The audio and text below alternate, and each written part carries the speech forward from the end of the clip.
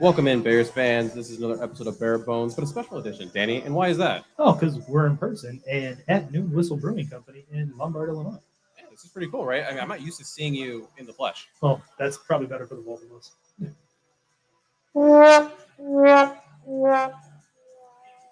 I hate you. That's specifically why I got this, for that. You have way too much fun with this stuff, man. Absolutely. But we're really excited about what we have today. So we're going to have a couple guests come on, friends of the podcast. Well, not quite yet. They haven't been on, but Danny and I know a couple people from the Twitterverse. They're pretty well known for their Bears wisdom, I would say. Yeah, Bears wisdom, Bears takes, and just overall analysis of football. So, and sometimes they even get some nuggets and bits to share with us. So really exciting. We're going to have them pop on. We're going to do that from basically 6 to 7. First up, we're going to have Aaron Lemming. We'll introduce him when he comes on. And then after that, we're just going to be breaking down the picks as they come through. Yeah, as I say, we were kind of burying the lead. We're here at Noon Whistle, but it's Bears-ness, man. It's the NFL draft. And it's really one of my favorite weekends of the year. I'm really happy they switched it so that it's not just, the weekend. Yeah, now it's a 3-day event, and they have us effectively by the throat for a full 3-day stretch. And especially now that they made the first round this event, right? It's prime time. Everyone can watch it if they so choose. And ultimately, it's all about these first round picks. These 31 individuals that are getting picked. Yeah, 31 because the Dolphins got their first round pick taken away for tampering with Tom Brady. Let's see here. All right, so let's think here. A couple bits of news that did come across relatively recently. Speaking of quarterbacks, is Lamar Jackson's deal. Yeah, Lamar Jackson got his money, 5 years, 255 million with 185 guaranteed. 260 million with 185 guaranteed. It's a lot of cash, man. It is. And I think one of the conversations that you're going to hear about this, one looking at just Lamar and the Ravens. In your opinion, is there a winner? Is it safe to say they both won? Like the Ravens didn't have to pony up a fully guaranteed deal. And Lamar got his paper. He got his long-term security while on top of being, for now, the highest paid player in NFL history. I mean, I would say that, right? I mean, they didn't have to, like you said, didn't have to go fully guaranteed. They kept their franchise quarterback. They don't have to change their offense substantially. And he got paid more than Jalen Hurts. Yeah. I mean, it's going to be short-lived because both Herbert and then Burrow are going to reset that market. But for a small window of time going forward, he is the highest paid player of all time.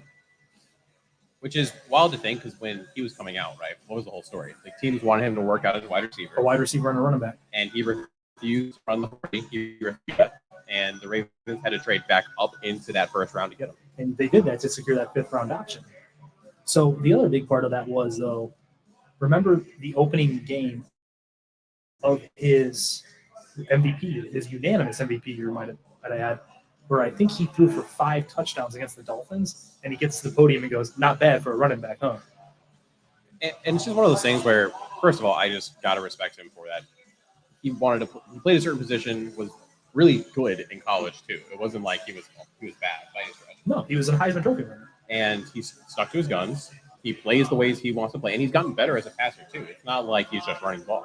But even then, his time at Louisville, his acumen or lack thereof as a passer was completely overblown because of the fact that he was such a dynamic running threat. He ran a pro-style-ish offense under Bobby Petrino, and he did well as a passer. He just had this stigma about him like so many athletic quarterbacks do. Well, I think that specifically connects, right, to the quarterback here in Illinois, Justin Fields. He has that same stigma. Yeah, and even though he wasn't a runner hardly at all at his time at Ohio State. Which is crazy because when you go back and you look at the advanced metrics, he was known as one of the most accurate passers in college football. Yeah, it's quite a tale of two sides of the coin, as it were, where you're seeing him be one of 3 quarterbacks to ever run for 1,000 yards. Almost had he played the last game, he probably would have broken the single-season rushing record for a quarterback. And you're talking about a guy who didn't even run for 1,000 yards, I believe, in totality of his college career. And I think for me, it just goes to show, too, why it's important to make the strides this year, next year that you need to. Because if Justin makes that jump, right, we're not saying he's going to make Lamar Jackson MVP type jump necessarily. But if he becomes a dude and he becomes at a minimum a Tua, in terms of importance to the team. You're hoping for Jalen Hurts in terms of importance to a team. You're going to eventually have to pay him. Well, yeah, and this is the market, right? We're just seeing what happened with Lamar, and there's actually a player in this year's class, Anthony Richardson, who's going to face some of the same stigma, where he didn't have a great completion percentage, he didn't win a ton of games, he didn't do this, that, or the other, but he is quite literally the most athletic quarterback we've ever seen perform at the combine. That's not hyperbole. He is the best athlete that's ever tested there. And yet, you see the conversation, how it changes. And it's similar to Justin, right?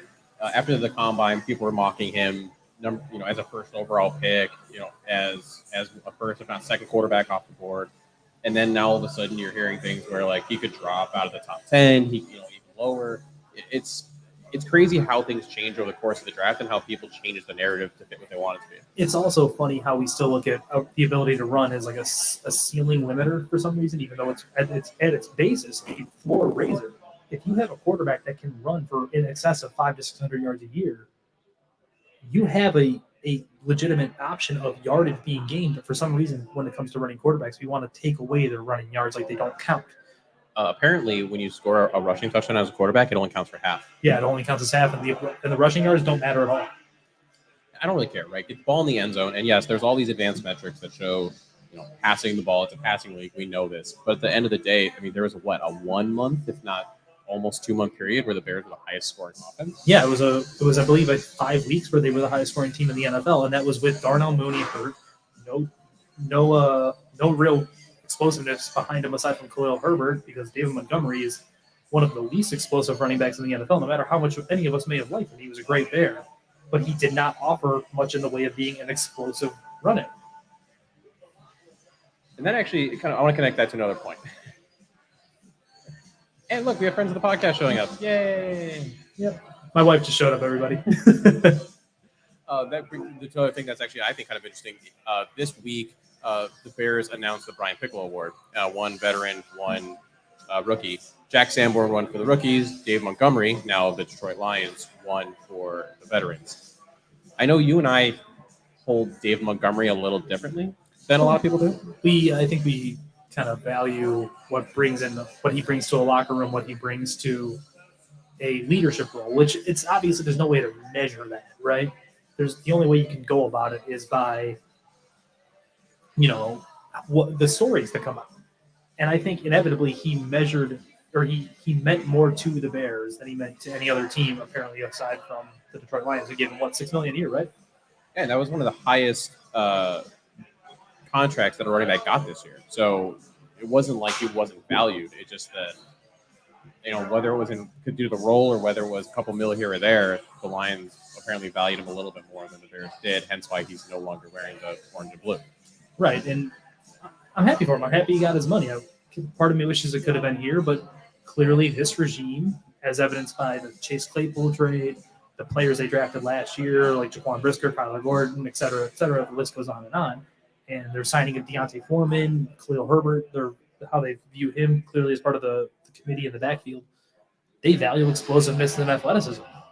They don't really want, unless you're like a height, weight, speed specimen, they probably aren't going to be too fond of you as a prospect or a potential fill on the roster. And we're definitely going to have to touch on that more later, simply because there's a lot of prospects in this draft, whether you're talking about the first round or going forward, where there's a bit of a hyperbole between those two things, right? There are some people who jump off those metrics boards, and there's some that are just more good football players. And you have to kind of decide, who do you want? Are you betting on that potential, or do you want the person that is clearly just a grinded out kind of football player? So you have to pick one. So, I mean, that's kind of like, that's a weird and loaded question because it depends on where you're picking in the draft. Part of me wants to say in the first round, you almost want to take the complete football player, right? You don't want to be taking this unknown. But then when you're taking those guys, they're almost a finished product, right?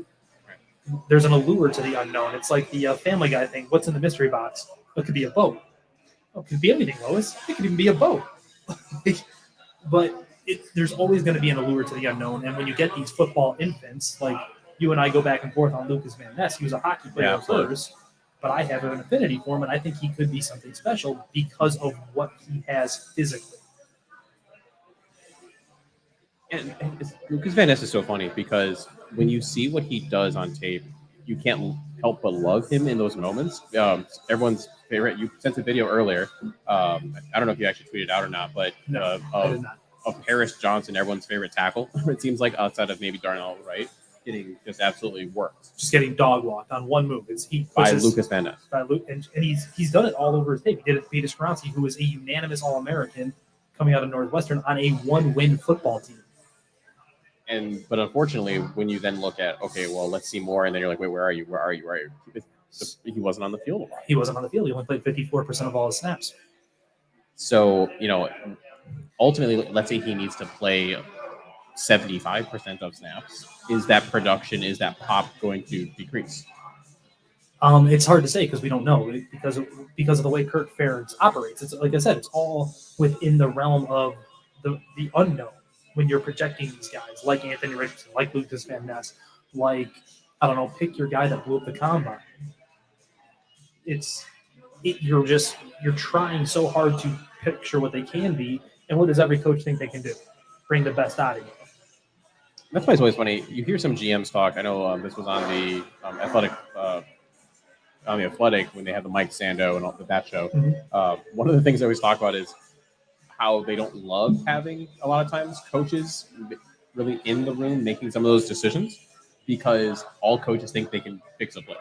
Yeah, every coach thinks that they have the recipe, the secret sauce, the wherewithal to be like, I can get him. It's why guys like Baker Mayfield will float around forever getting a starting gig because it's like if I could just unlock him.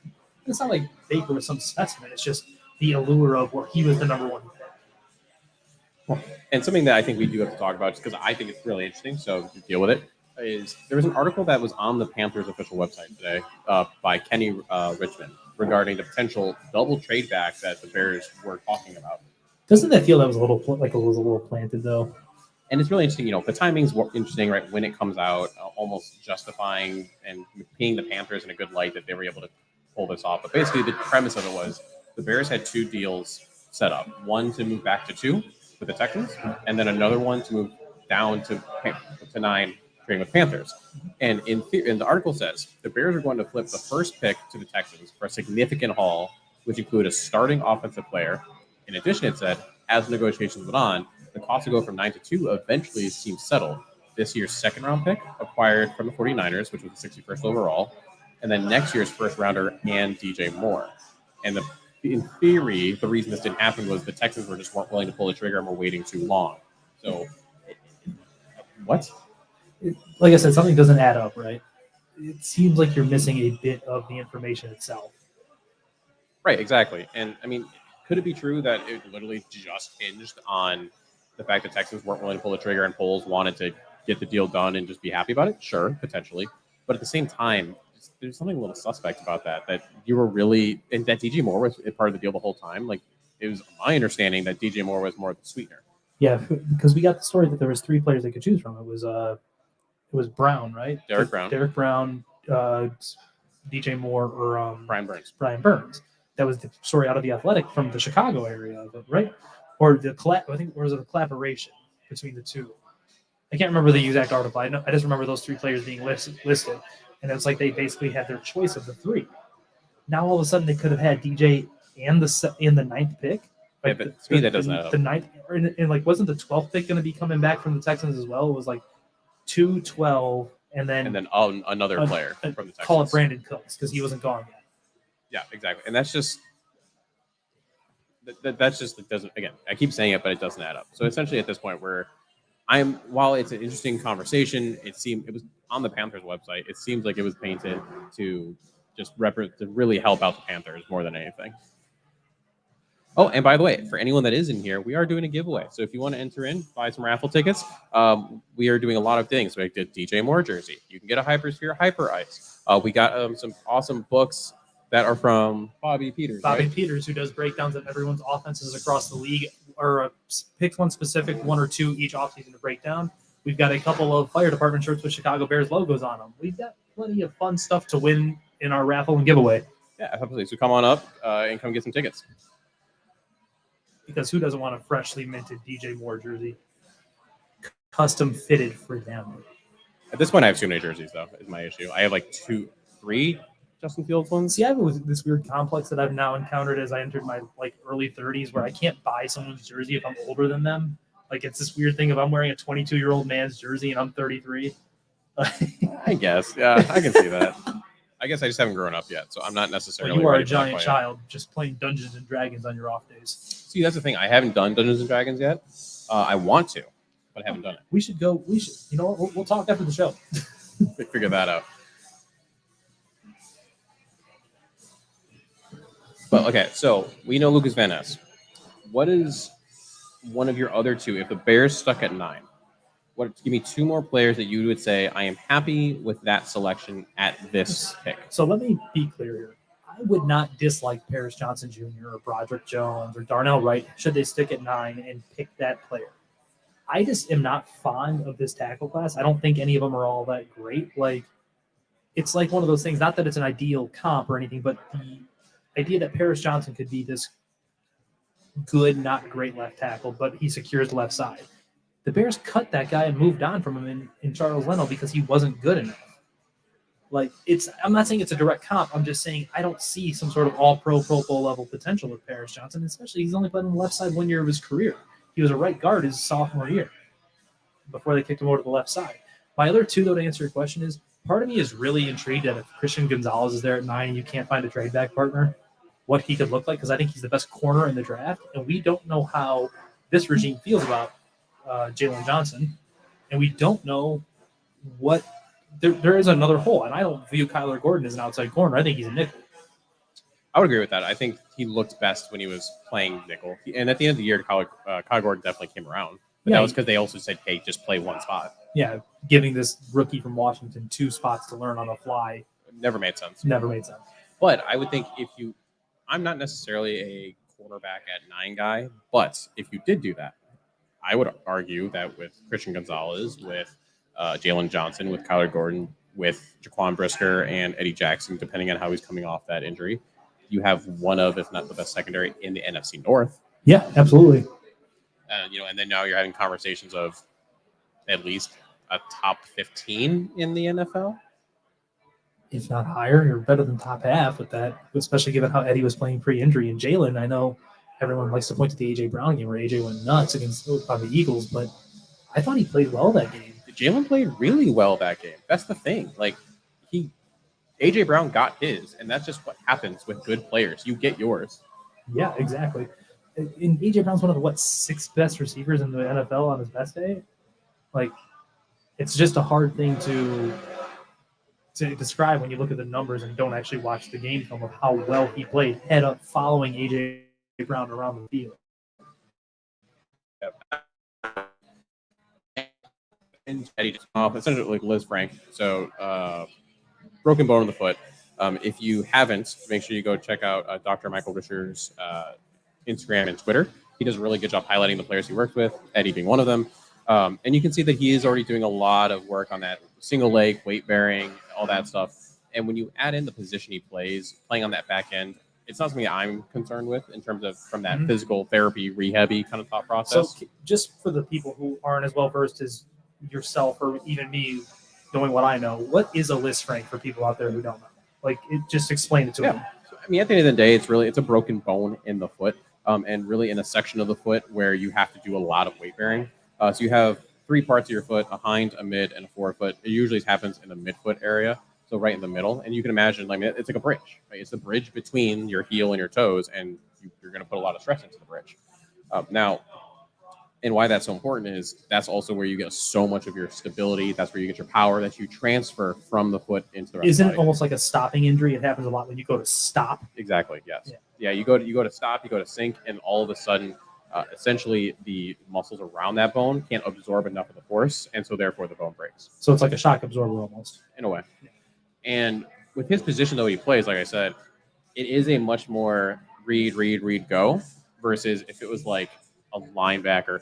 One person I am concerned with, and we can always talk about that, is Tyree Wilson in terms of his foot injury. I'm more concerned about his foot because of the position he plays and how much force he has to generate off the snap of the ball. Exactly, especially because he is such an instinctual player. He's never been the best athlete in the world. He just has to he gets by on his instincts and his get off for what he sees if he goes.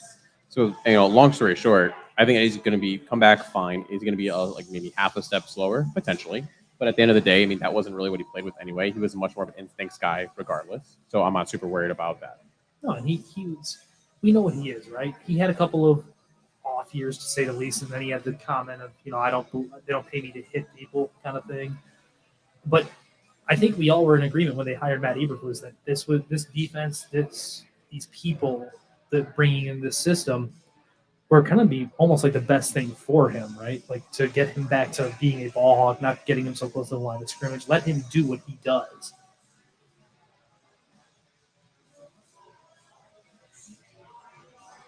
Mason is very, very, very involved in something. Honestly, I'm pulling up the intros for our guests.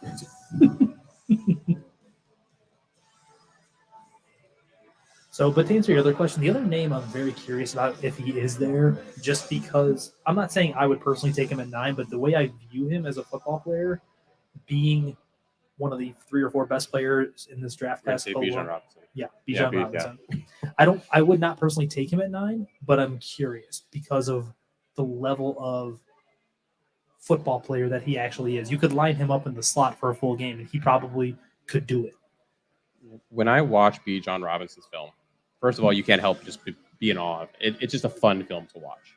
But second of all, I get LaDainian Tomlinson vibes, just in terms of I'm not saying he's going to be LaDainian Tomlinson's, but in terms of all of the things he can do, because LT did everything, right? I mean, he could run outside, he could run inside, he was a pass catching threat, and he was explosive, but he could still run over you. I mean, he was the definition of a complete package, and you see that in a Bijan. Yeah, it's almost like they took Brian Westbrook and like souped him up on steroids and made him bigger, stronger, faster. It was just like, hey, now you're this guy in 2022 or 2023. So would it be fun? Oh, 100%, right? I mean, imagine a backfield where you have Justin Fields with a Bijan, with a Khalil Herbert. You have your Dante Foreman. All of that. It would be really fun. You would have a better running game, and therefore it would help your passing game. Mm-hmm. At the end of the day, though, does it help you enough?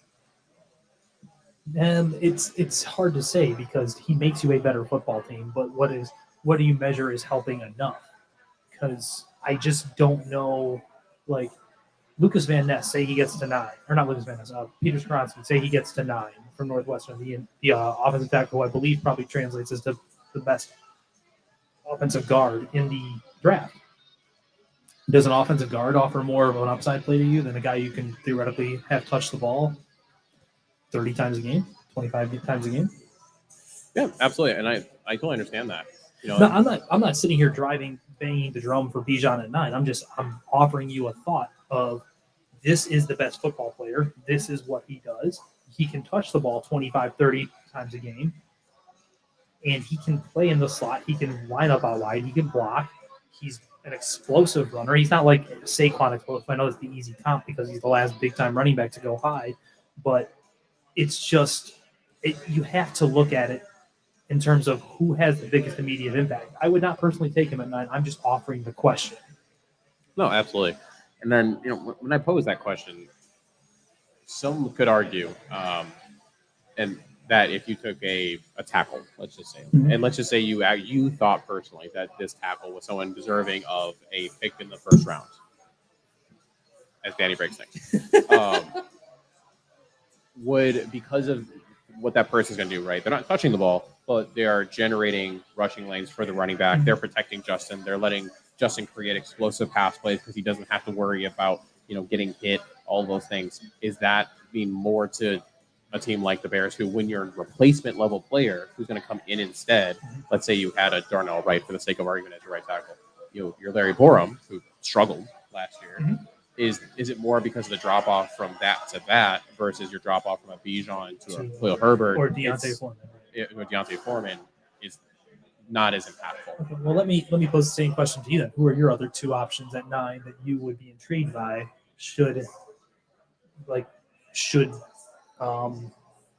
God, I'm looking for words right now. I'm blanking.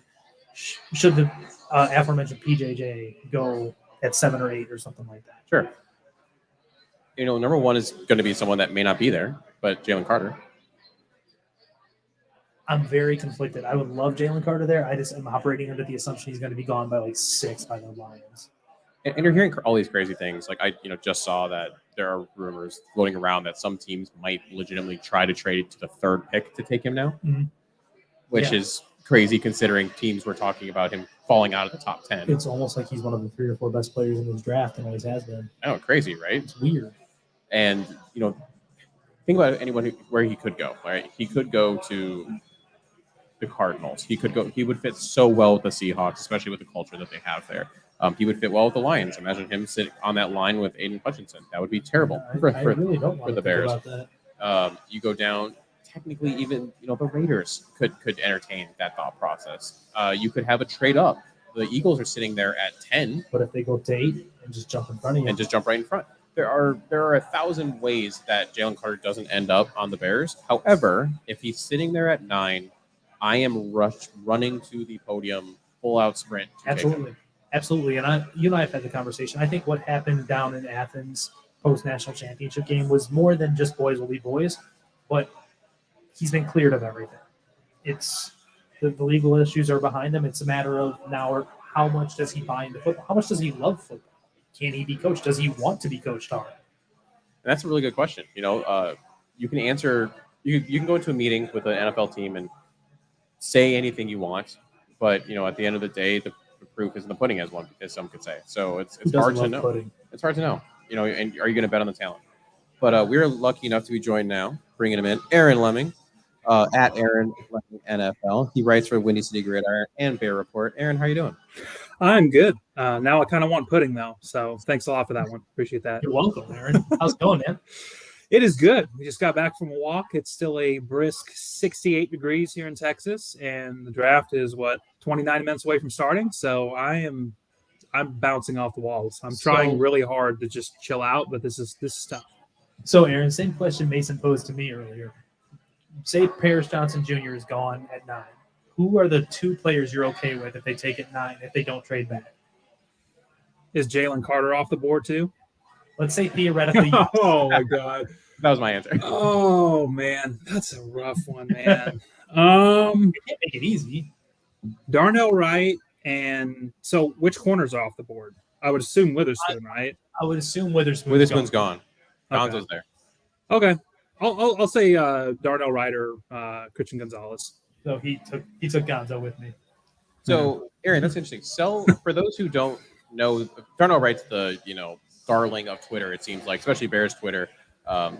Most really want him to be that right tackle for the Bears. But for those who don't know that individual from Tennessee, sell them on Darnell Wright. Man, I feel like this should be a job for Dan. I don't know why, but I guess I'll do way too much of my free time watching these kids. Well, see, the thing is like I feel like you're going to have a lot better of a sell job than I will. So I'm just going to give it my best shot, and you feel free to jump in whenever you like and correct me a little bit. I think really the big thing with Darnell Wright is I think, like, I know NFL Ready is used a lot, but I do think that Darnell Wright, just in terms of his overall technique, in terms of his power, I think that he is probably the most NFL Ready tackle.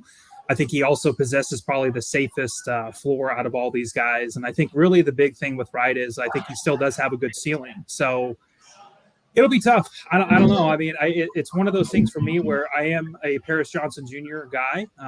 And obviously you two know this because, we talk quite a bit. But at the same time, I think Darnell Wright's one of those guys for me, as long as the character aspect checks out. And I know there's been some stuff that maybe he's a little immature. I mean, these guys are 21, 22, and he does really have one good year of production.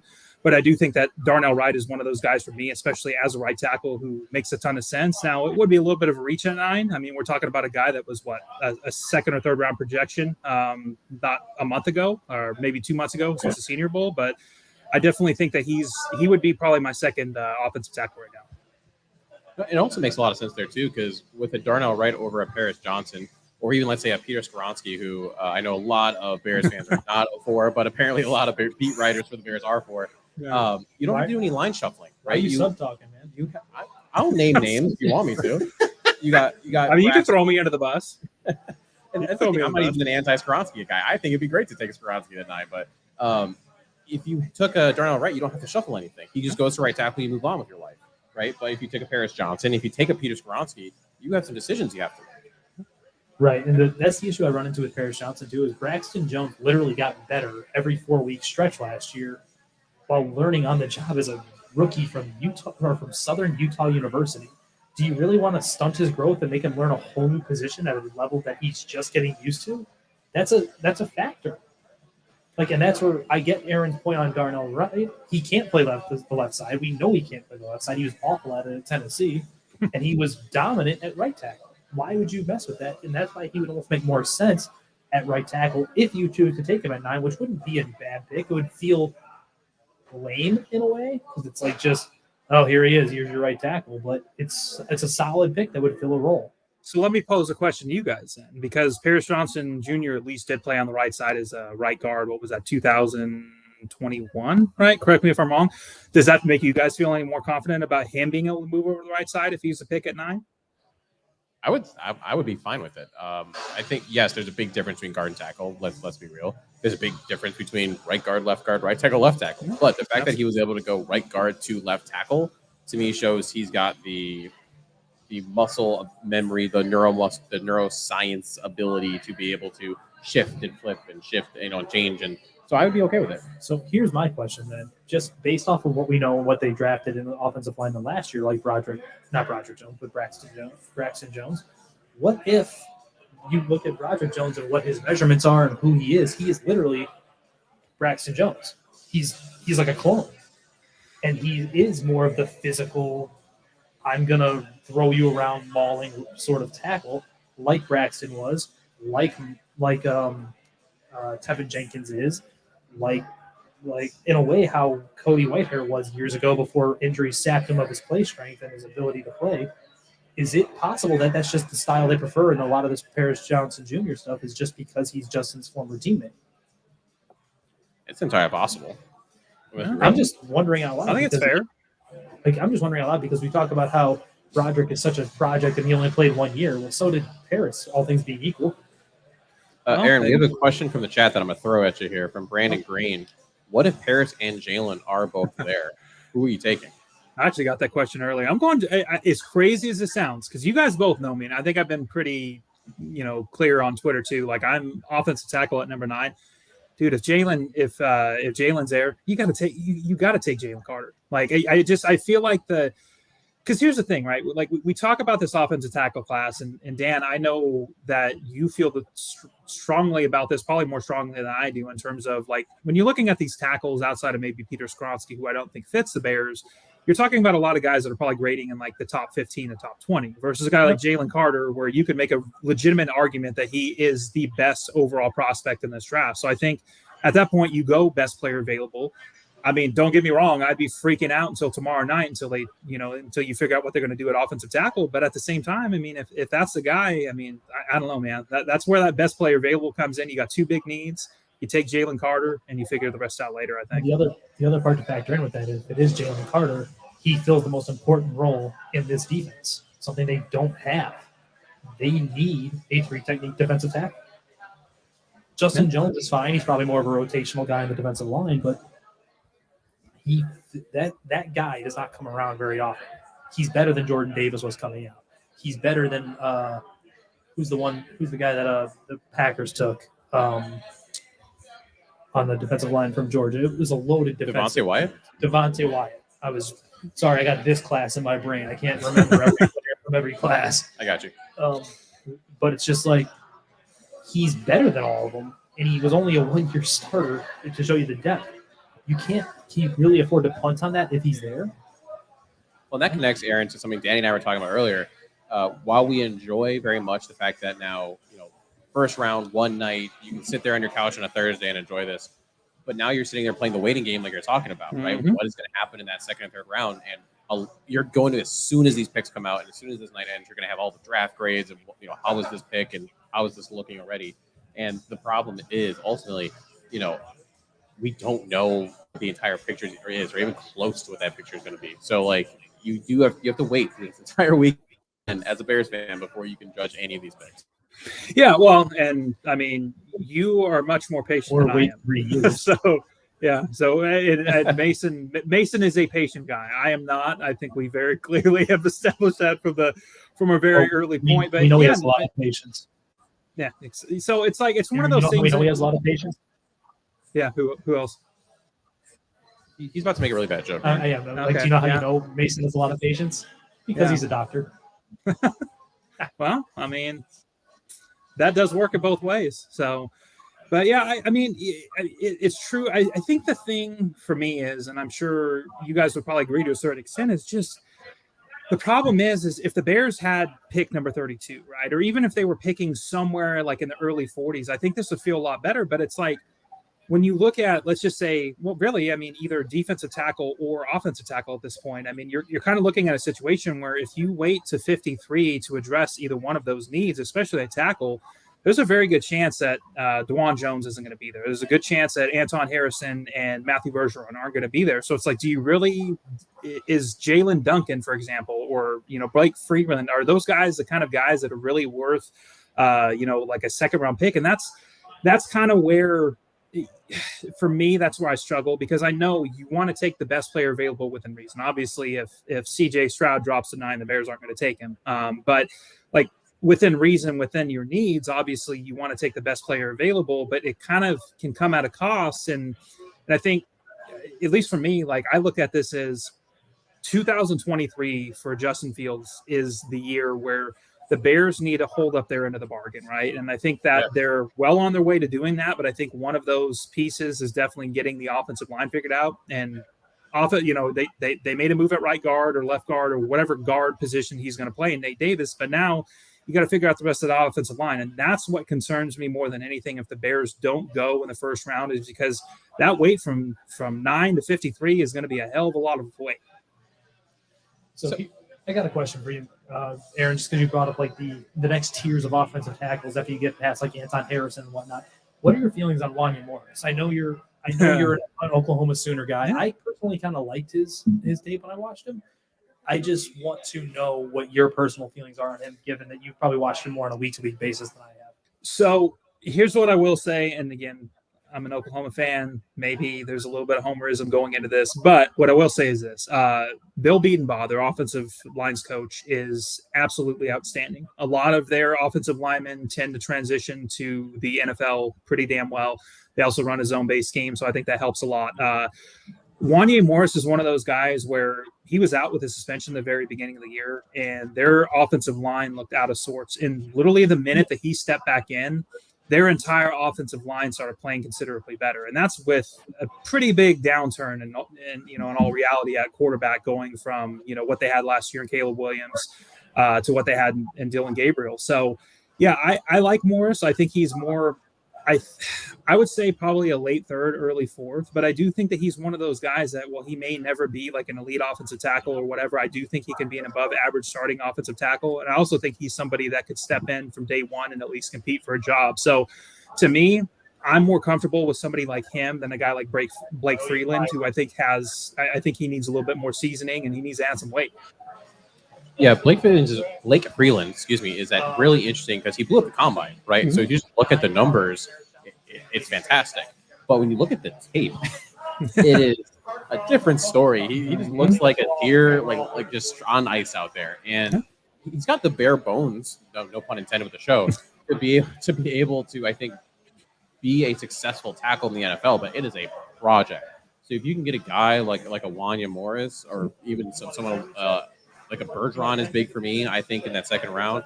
I would lean that way, but at the same time, I can see why someone might take him. Yeah. Well, so let me ask you guys then. So let's just say, because maybe you guys agree, maybe you guys don't agree. I don't think Matthew Bergeron is going to be there at 53. I know everybody's talking first round. I'm not sure I really buy that, but let's say he hangs around to like 38 to 40. Are you guys open to Ryan Poles trading up at that point to be able to, secure somebody like him, considering the drop off after Bergeron? I think, at least for me, and I obviously can't speak for Danny, but at least for me, it depends on what you did at number 9 or in that trade back or whatever you're going to do there. Obviously, if you're assuming you took a Jalen Carter, we're assuming that you took maybe a Lucas Van Ness, something like that. I personally would be. Now, it depends on the price. You got to tell me what that ultimately ends up being. But you need to figure out what that tackle situation is going to be. Could a veteran be available in the summer? We saw that happen with Jason Peters, and he did a bang up job. We saw that with O'Reilly Reef. He did a very good job filling in. I mean, it wasn't a world beater, but he was not the reason why the offensive line sucked. But but let's be like, can you guarantee one of those people are going to be there? So I'm okay moving up to get that person. If you're high on them, if you have a grade that makes sense. Yeah. How about you, Dan? Is he over there? Is he eating? What is he doing? I am. Danny's on super ticket distracted. duty. So, what do you think is better for the Bears to have quality? What is better for the Bears? Period. To have 4 quarterbacks go before they pick at 9, Okay. or to have a 1 quarterback left, so that potentially a team is calling them to trade up and get them. Man, that's a good question. I would have to say all 4 quarterbacks going because I've kind of talked myself in, and I've been trade down if you can. I think I've talked myself into them getting a top end talent, whether that offensive tackle Jalen Carter on the defensive line, even maybe Tyree Wilson, depending on what happens. So I think I would rather see 4 quarterbacks go because I think at that point, at least, you're going to be able to get one of those top defensive linemen or have your pick at offensive line versus if 3 of those quarterbacks go and then you're in a position to trade down. I mean, the problem is with the trade down value is like we were so used to looking at what the value was going to be from 1 to 4 or 1 to 9 or 1 to whatever it was. The difference after pick 7 in terms of point value, it drastically drops. I mean, you're talking like if you're looking at the Jimmy Johnson point total, for example, you're talking 50 points a pick. So even dropping from, let's just say, 9 to 15, for example, I don't even know who's at 15. I think it's the Jets, but let's just say you drop from 9 to 15. I mean, you're talking about picking up 250 points, which in all reality, I don't have the draft chart in front of me. In all reality, that's more like a 3rd round pick. So the value isn't quite the same. It isn't even close to the same. So I think that you'd almost have to have an overpay for a team like Pittsburgh maybe or something like that, where you're going to get so much in return to make it worth it, where maybe you end up getting number 32 overall back. So that's where I'm struggling with the most right now is, while in theory it seems good to trade back, is the loss of value in terms of what you're going to be able to get in the 1st round going to be worth in return for the trade of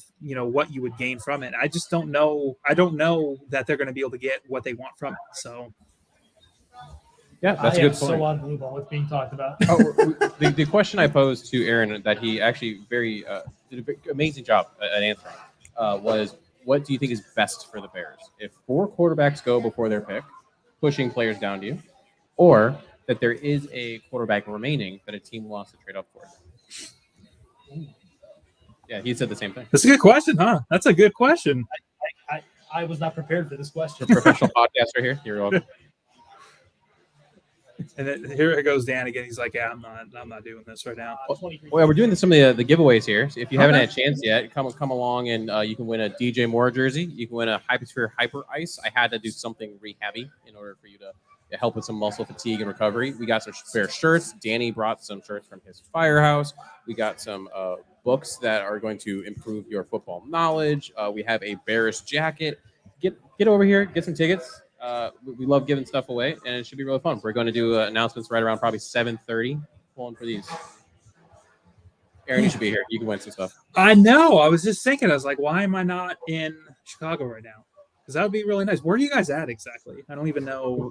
Right now, we are at Noon Whistle Brewing in Lombard, Illinois. For anyone who still wants to come by, we're going to be here for a while because everyone knows that every pick is going to take the full time. So before the Bears go, we're going to be here for like 2 hours. And we'll be here for a little longer after. So if you're listening at home in the Chicagoland area, you should just pop on in, hang out, grab a beer. But next time, Aaron, next year, we expect you sitting right here. Yeah, I think I might be able to make that happen. So to be more involved in the show that I'm a co-host for, I was able to outsource ticket duty. It's amazing. So now you got to answer the question though. Yes, you can't skate the answer now. So would I rather them be able to have a quarterback fall? You're not again. Would you rather them fall? Would I rather them fall back because a quarterback fell, or would I rather have one of the good players fall? Right? Because of the 4 quarterbacks going high.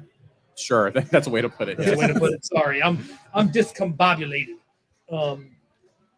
I would say, God, I'd almost rather trade back because this team is so devoid of talent and just applicable bodies that aren't bad football players, that you need just more and more players. And the only one that's really short, like the only one that I really would consider it would be Jalen Carter. Like Tyree Wilson scares me, like for reasons that are unbeknownst, that are just known for me. I know it's not the most popular opinion. Most people love Tyree coming out of Texas Tech. I just have questions and no answers for it.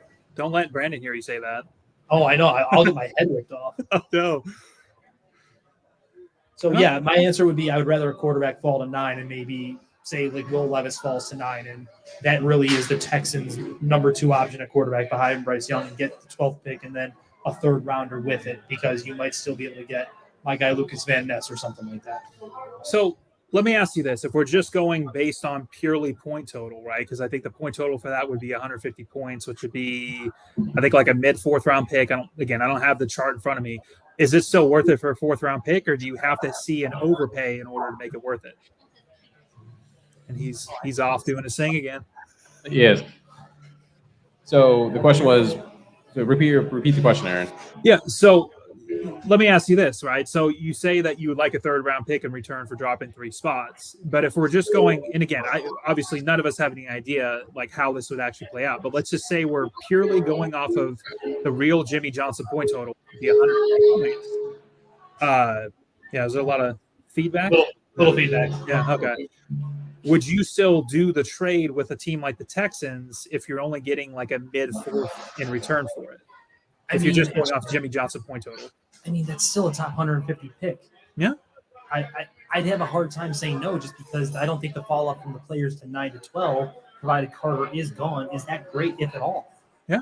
And that's totally fair. That's completely fair. I think because of the move, at least in my opinion, because of the move from 1 to 9, and because of how much the Bears got, how much we obsessed over just the sheer amount of draft capital the Bears are going to be able to get, I think there's a lot of people who have higher hopes for, like, I've seen multiple people say, well, if the Bears can trade back a few picks and land an extra, a future 1st round pick, that's not going to happen. They would have to trade. I mean, just as an example, they probably have to trade to 19 or 20 for that to happen, just kind of like the Bears did when they traded up for Justin Fields. So, I mean, the reality of it is that it's probably going to be a mid-round pick, maybe a day 2 pick, but more than likely, if you move back even 5-6 slots, you're probably not looking at a grand return like a lot of people think. So I think establishing, at least in terms of true point value and trying to keep a realistic expectations, I think you kind of have to temper those a little bit, if you're expecting anything close to a 1st round pick back in return from trading down again. I just don't think it's that realistic.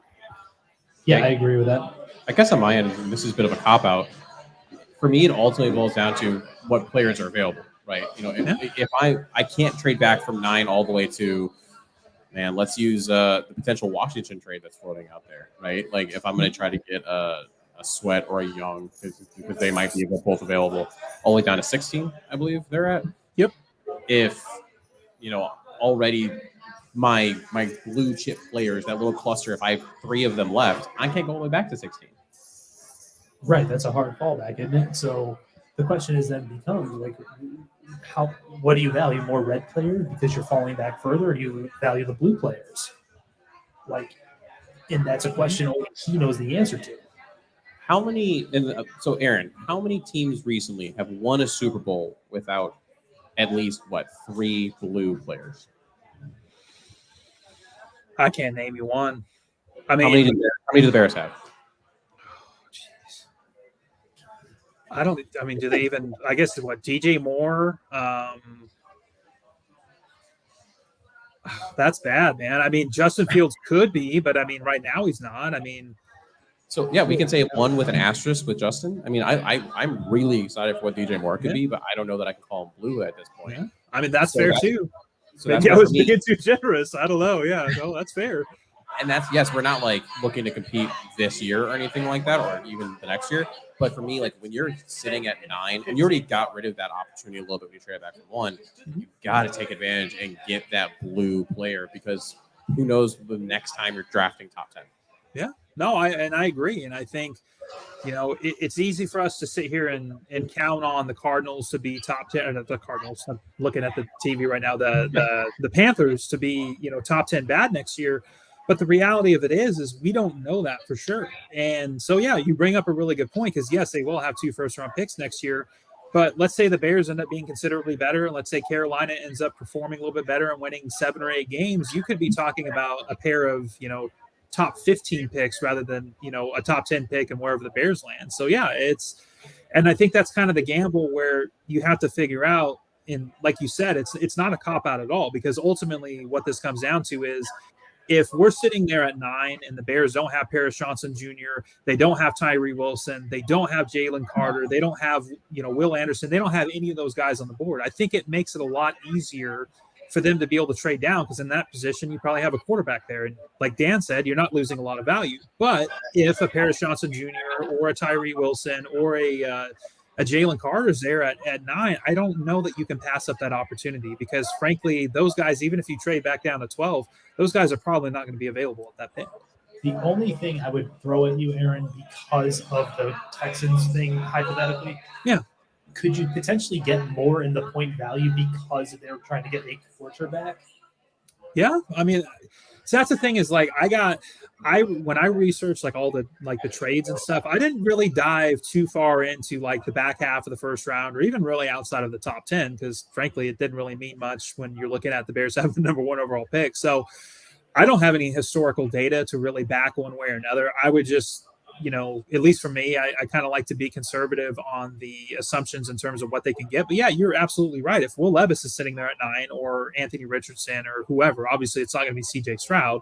And the Texans really want him, maybe they do give up a 2nd-round pick. I mean, we're coming off the heels. Keep in mind, we're coming off the heels of Aaron Wilson saying that the Bears and Texans had some talks of the Bears getting not only number 2, but number 12 in return for a move down. That's a 400-point move. And, getting 12 back was, I mean, that's not the point total is not even close. I mean, so that would have been a massive, massive overpay. So, yeah, you're right. I mean, there is a realistic scenario where the Bears could end up getting more back, depending on how hard a team like, let's just say the Texans, for this example, would be willing to trade up, even if it is 3 spots. So who knows? Maybe you get a second out of it. Maybe it's really worth it, and you make the move and you say, hey, we'll figure it out. Well, Aaron, before I let you get out of here, I need to know, give me your 1-minute feelings on the Aaron Rodgers trade. Thank God. Thank God. And also, I cannot wait to see Aaron Rodgers in the New York media, man. Like, if they get off, let's just say they get off like a 1-3 start, man, New York media is going to eat him alive. I'll be honest, though, I'm shocked. I don't know how you guys feel, but I'm absolutely shocked Green Bay got what they got for him. Considering the Jets got no protection for him retiring in 2024, and the fact, I mean, that's insane to me, man. The Jets got desperate in a situation where they knew that Green Bay was not going to be playing Aaron Rodgers at all, and they still gave up way too much, in my opinion. I would agree with that. I was blown away that they're getting, I mean, the small, like the 4th and the 5th, whatever, who cares about those?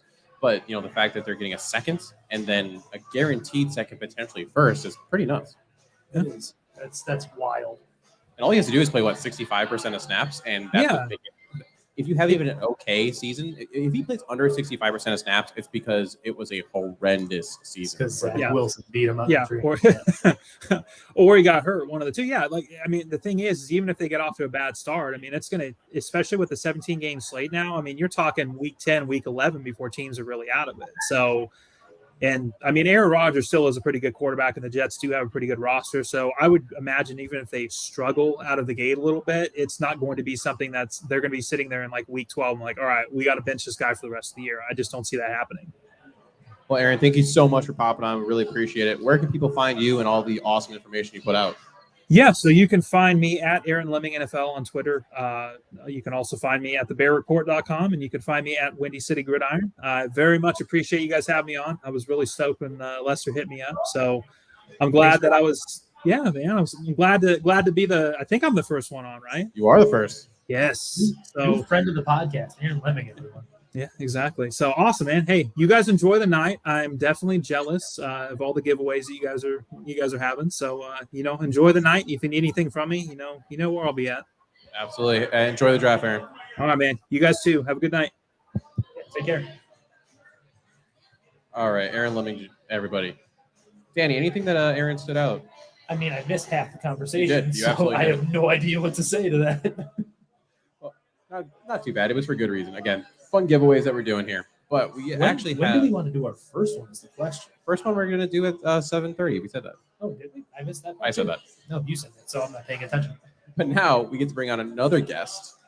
We got Taylor Dahl. Taylor, host of Making Monsters on the Windy City Gridiron. By the way, amazing content, not just for leading into the draft, but once one of these individuals gets selected, I can almost guarantee she did like an interview with one of the individuals that is going to be taken here. But she's also a co-host of Helmets and Heels on Jacksonville's 1010 XL. Taylor, how are you doing?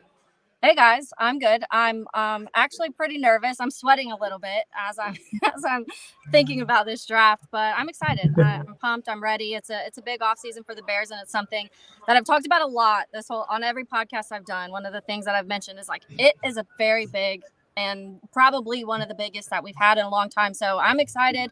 I just think that all of the things that could potentially happen ahead of us is a little scary. Well, you see, it's such a big offseason, right? And some would say that Ryan Poles didn't do enough this offseason. Left a lot of money on the table. There were some tackles that went to other teams. There were some players that, Bears fans really wanted that went to other teams for money that they thought the Bears could match. What are your thoughts on that? I think Ryan Poles, I believe in Ryan Poles. I'm a big Poles believer, and I think that he has been very specific about what he is going to do, and everything he's done, he's been pretty honest about. He said that, there's certain their scheme fits, and that's important to him. And I think he stuck to the things that he felt would fit Flus's scheme. And so I get it. I get people when you have money, they want you to kind of overspend sometimes. But I think he hit certain things that you just wanted him to hit. And the linebacker core is fixed, in my opinion. He added Deontay Foreman, who to me, so now obviously we lost David Montgomery, but you get another really good running back who took the place of Christian McCaffrey last year. And as soon as McCaffrey was gone, the massive leap that he took was like pretty crazy. So I think Poles did the right thing. I think that sometimes you get a little too optimistic in what was going to happen. We talked to one of the guys on Making Monsters early in the off season, and he kind of spoke on, it was one of the guys from Spot Track. And he was like, Bears fans might not be too happy, but it's going to be a more boring off season. So don't expect too much. But I think that he did. I personally think that he did enough. I think that it's a better team than it was when we left in week 17. I mean, I would tend to agree with that. And Taylor, you have an interesting perspective being down in Jacksonville, right? Between Justin Fields, Trevor Lawrence, throughout their high school and college careers, they always had a bit of a back and forth. Who's number one? Who's number two? And you've gotten to see kind of firsthand Trevor Lawrence and what that team's done. How do you compare how that team helped Trevor Lawrence, and ultimately how do you compare where those two are in their careers currently? Yeah, I mean, I think that, and I've mentioned this a few times too, because the trajectory of what the Jags did in the offseason, like people think because they see the large number of the big amount that they spent last year, think that they got all of these million pieces. They really didn't. They added Brandon Sheriff to the offensive line. They got Foley Fadukasi, Foye Aluakon, and Arden Key, and and Evan Ingram, Christian Kirk. So let's say 6 guys they added to that roster, and they went from winning one game in the year previous to winning their division. Granted, they needed a little help. They needed the Titans to lose 6 straight games to be able to make that happen, but it happened, and it was a big improvement. You saw a lot of these guys step up in bigger roles, and to me, Brandon Sheriff, the one piece that they added to the offensive line made such a huge difference, and that's right now. I'm expecting, personally, another one tonight, but if that doesn't happen, we're going to address it later in the draft. But even right now, when you look at adding Nate Davis, that is already one piece. That's one step better that they're going to be on offensive line. But the trajectories of both teams have been like almost eerily similar over the past few years. The Jags had 2017 season where they had Blake Bortles and they went to the AFC Championship and people were pumped, and then it just kind of fell off a cliff. And then the Bears obviously had 2018 and they were really pumped and it fell off a cliff. And then they all had to rebuild. But it looks like they both have their quarterbacks now. Trevor Lawrence looked phenomenal by the end of the season. And I think that I think that we're going to see another step from Justin Fields, because what we did see with Trevor Lawrence last year and not with Justin Fields this year is they really addressed like I said, the O-line and his weapons. And now we got DJ Moore. We're going to have an improved line. So I think it is going to take a big step. Yeah, that's a huge thing, the DJ Moore thing, especially because just his addition pushes everyone down one slot, right? So now you can put Chase Claypool to be the big slot like they envisioned him being as their Allen Lazard. It makes Darnell Mooney the true number 2. You're not having to rely on Cole Kmet to essentially be your secondary receiving option if someone goes down. Yeah, and that's what, like, I feel like a lot of people were very critical of Chase Claypool. I get it. He didn't come in and do instantly what you want him to do, but I think there was a lot of factors surrounding that, because obviously we weren't passing the ball. When you look at the number of times Justin Fields threw the ball compared to Justin Herbert and Trevor Lawrence and Josh Allen and Patrick Mahomes, all those guys threw the ball almost twice the amount of Justin Fields. So of course you're not going to have the numbers that they had. But in addition to that, Chase Claypool came in. 3 games later, Darnell Mooney went out. And so then right away you lose the one that you had before.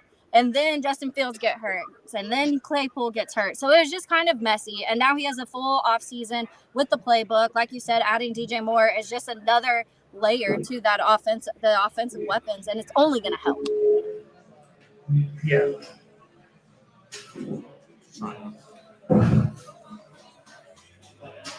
So she was just saying how we were just discussing how the addition of DJ Moore really helps out everyone in the offseason, with Claypool having the playbook, an offseason of work and practicing with Justin Fields on the side can only be good for him. Now, Mason and I have a differing opinion on Claypool. I think he's kind of a nothing. And it hurts to say that because I liked him a lot coming out of Notre Dame 4 years ago, or 3 years ago now, I guess. But it's just one of those things, like, you're left wanting more for a guy who's 6'4", 240 plus, running the 4.3 40, doing all these things, and he just doesn't play up to that size, at least not to this point in his career.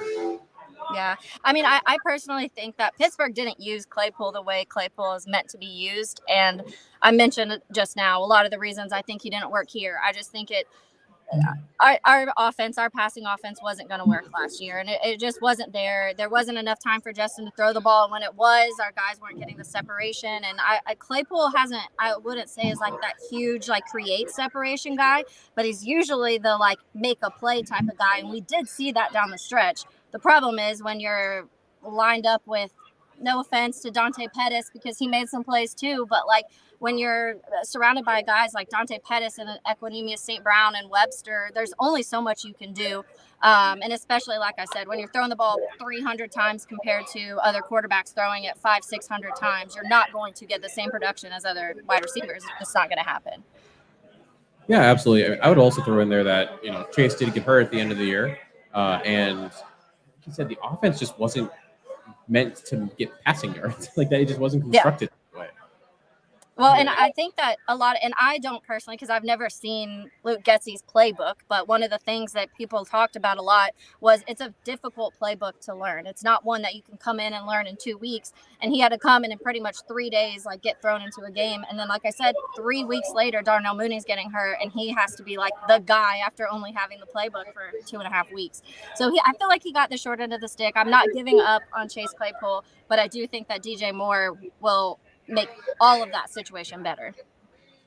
Your wide receiver room looks really different. And it's your 1-2, right? Versus having it be DJ Moore as your 1, number 2 is Darnell, number 3 is Claypool. It feels different. Mm-hmm.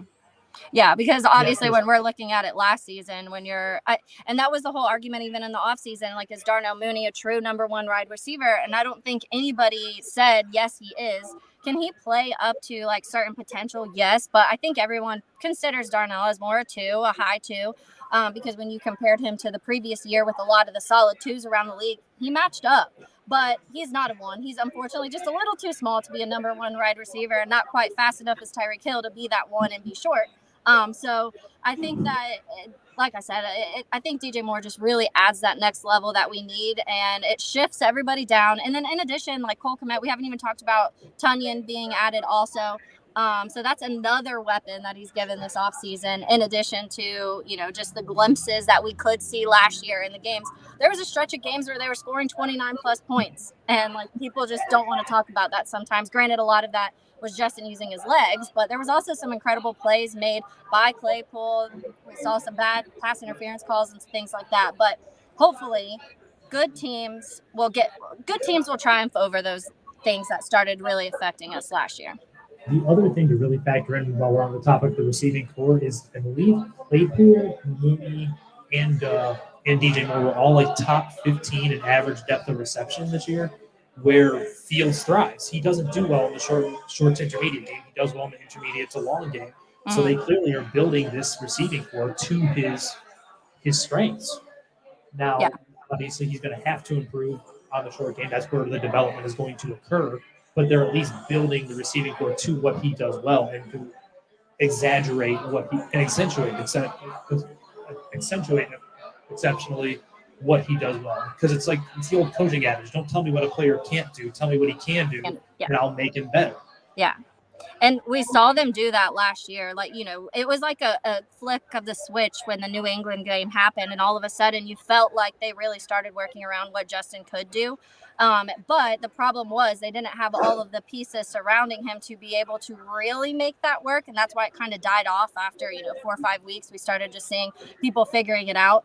But I do think that, like you just said, I think that now they're building to their strengths. Justin's admitted it many times. I know this is the part of the game that I need to work on, and I'm going to work on it. Because yes, in the NFL, you have to be able to make all level passes, or it's going to catch up to you really fast, especially when it's a passing league right now.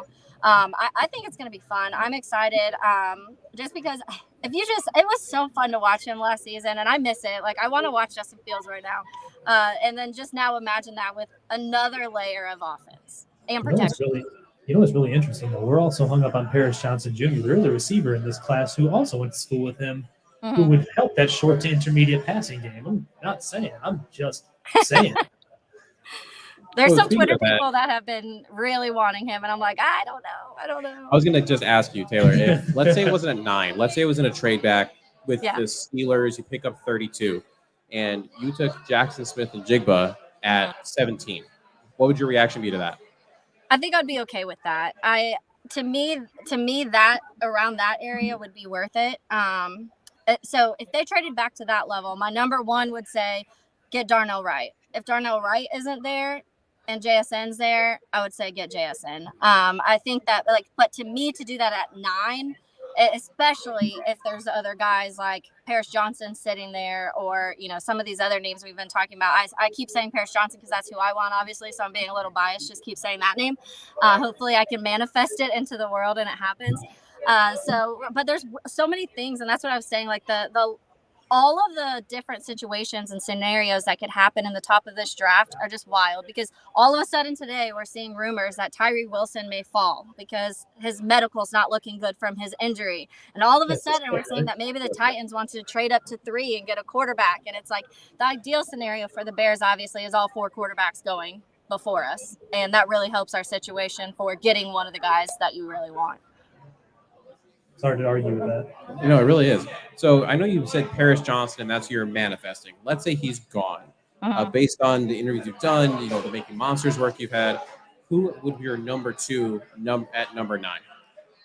Yeah, and that's what it worries me a little. Obviously, I think that Jalen Carter, if Jalen Carter is sitting there at 9, it would be hard not to go that.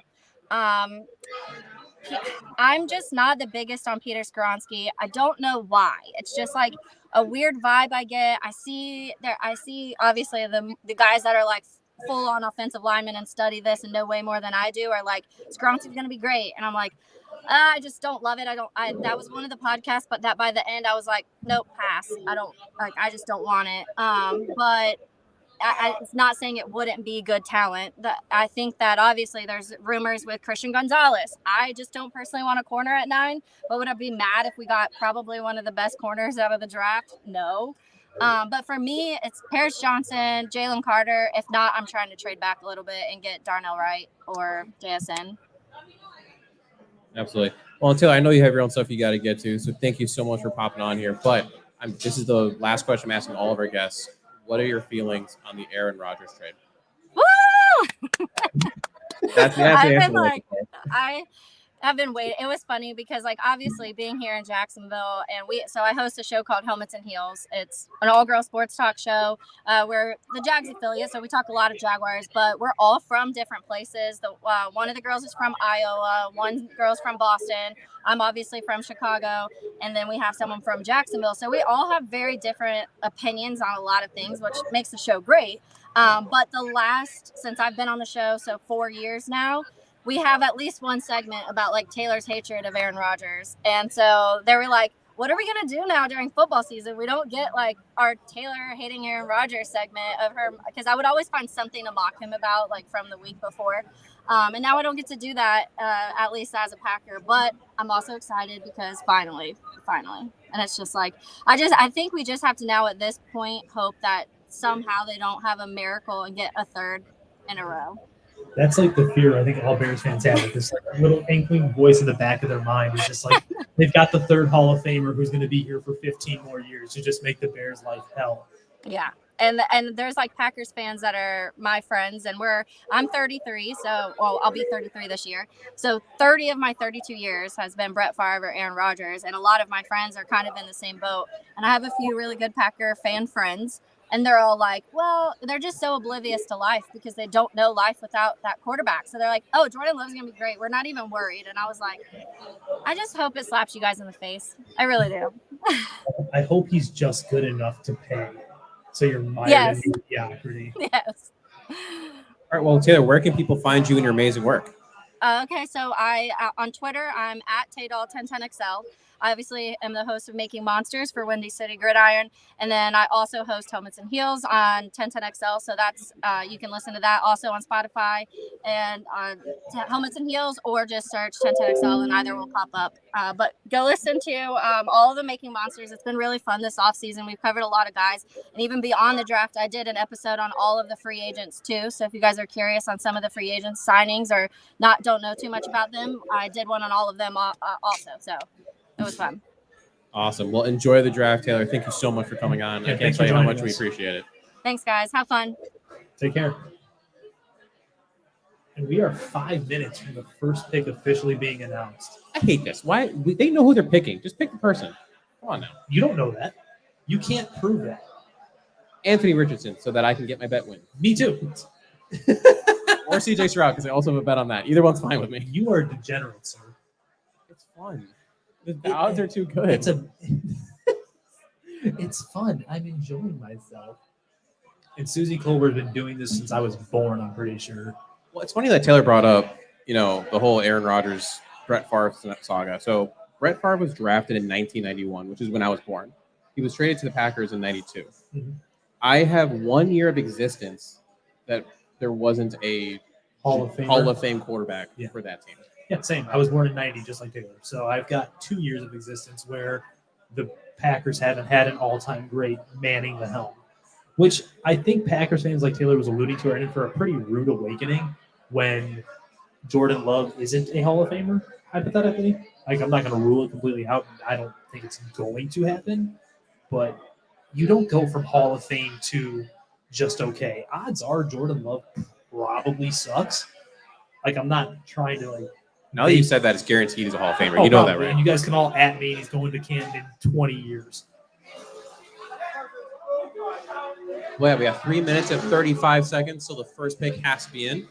We also have about 13 minutes until we do our drawing for the first couple giveaways. So make sure that if you haven't yet, get some tickets, get them in here, win a DJ Moore jersey, right? And by all means, if you're in the Lombard area in the western suburbs, come on by to Noon Whistle. Come get a $1 off your drafts and get some good food and enjoy some good times. All right, Danny, I got to step away for a brief moment. We'll be right back.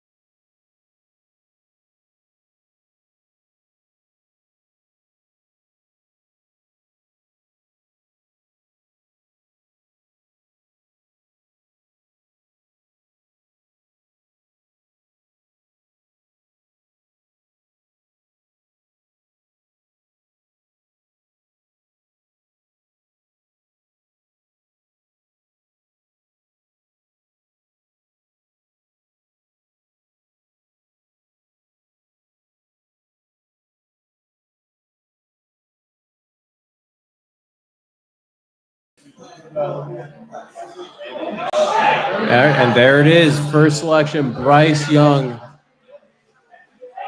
I did not win money. Sorry.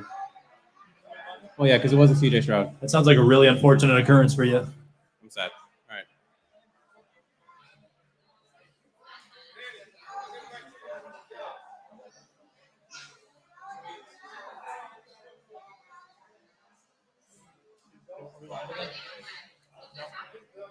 I just came on to let y'all know that Bryce Young was selected. All right.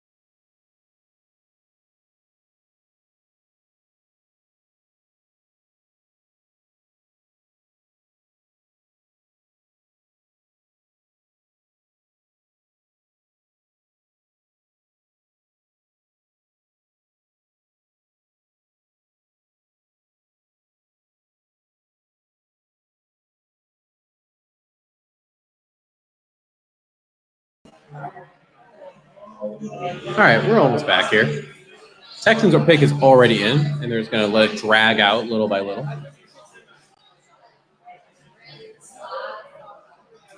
But this was a big, interesting point in the draft because Texans were discussed about possibly trading back at this point. The fact that they're picking here is pretty big. So is it going to be a quarterback? Thinking potentially a CJ Stroud or Richardson, or he's going to be a defender, such as Will Anderson, who's the favorite to be the first defender take.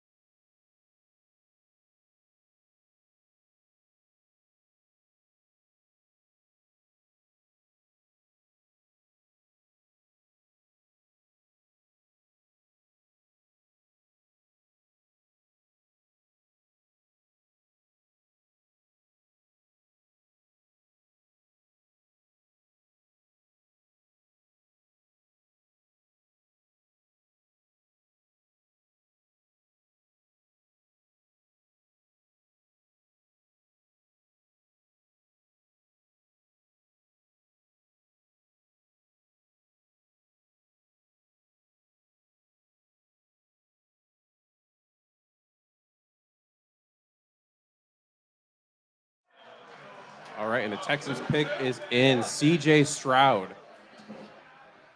I bet you when Danny's on ticket duty.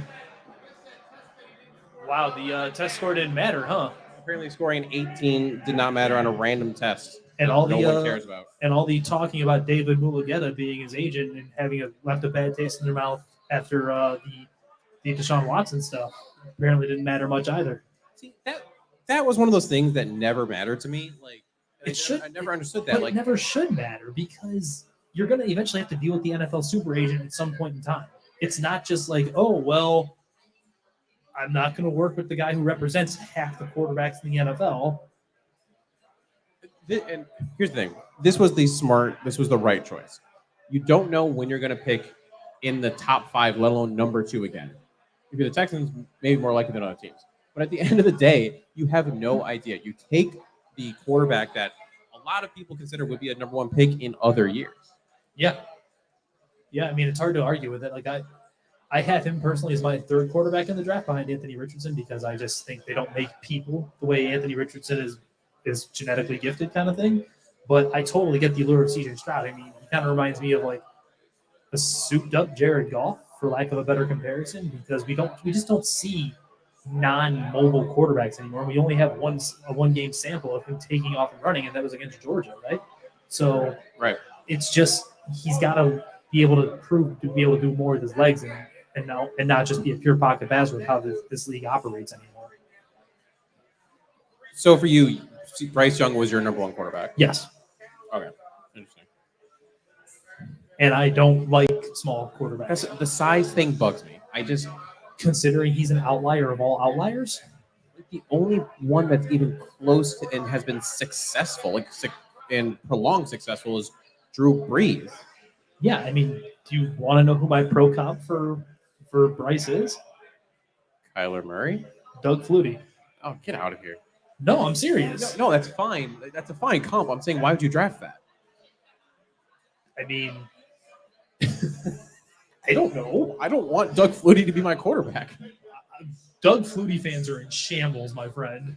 And that's why, for me, my personal ranking of the top 3, it's C.J. Stroud, it's Richardson, and then it's Bryce Young. The size thing. See, I'm a height, weight, speed person, and it doesn't bug me nearly as much as it bugs you.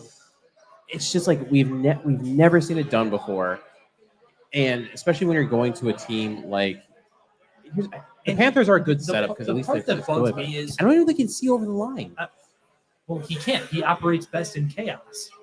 He operates best when it's a broken play. We've seen that from him. He's kind of like if you took Patrick Mahomes and shrunk him down with the Mario mushroom that makes him extra small. And took away all of Pat's arm strength because Bryce has a decent arm, a good arm, but he doesn't have like this arm that you just need to talk about.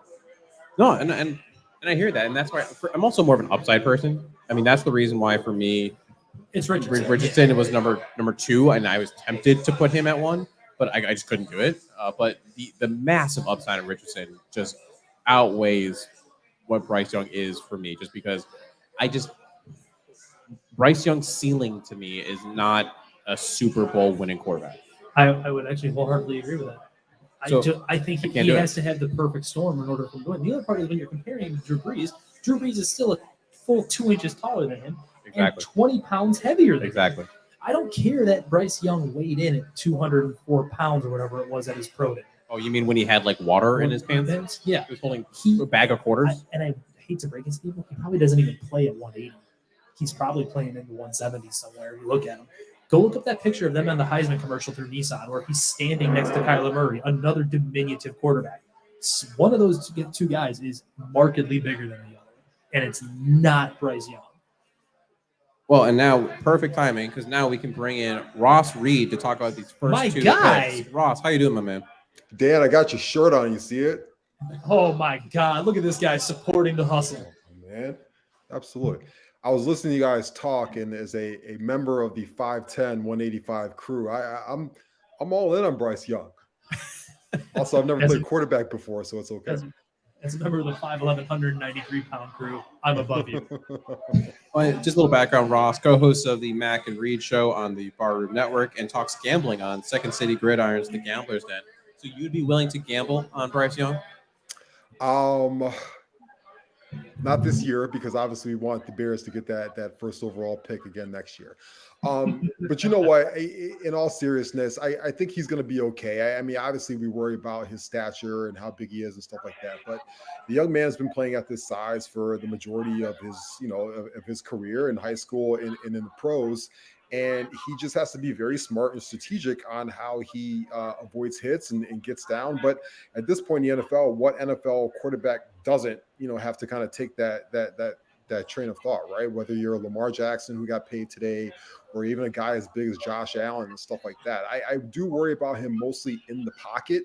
That's my concern. That's my concern with all these quarterbacks. I think when he gets out on the edge, he's smart enough and a good enough athlete to get down. But that just means that the Panthers are going to have to create a huge infrastructure around him. The Texans have just created look at this. Wow. Wow. Are they? They're going to go Will Anderson. Are they going to get Will Anderson? They have to. Or Tyree Wilson. Will Anderson or Tyree. This is amazing. To be able to leave this draft with a CJ Stroud and then potentially a Will Anderson, Tyree Wilson, whatever combo. If it is Will Anderson, I do have to wonder why all of a sudden the guy who looks like Khalil Mack all over again is being down talked to Tyree Wilson. Like, I don't understand it in the slightest. The guy had like 41 tackles for a loss his second year at Alabama. He started all 3 years there. He's like, they don't make football players like him. And Saban doesn't start freshmen. It's crazy. Yeah, I mean, I would pick Will Anderson here, but it wouldn't shock me if it was Tyree Wilson. We've heard that the Texans like him quite a bit throughout this whole draft process. Yeah, this is wild. Yeah. Draft night never disappoints in terms of the holy crap moments, does it? We at least know that the quarterbacks aren't going 1 through 4 now, right? So that's got taken off the board. Indianapolis gets their pick of Levis or Richardson at this point, which is a W for them, considering they weren't willing to move up.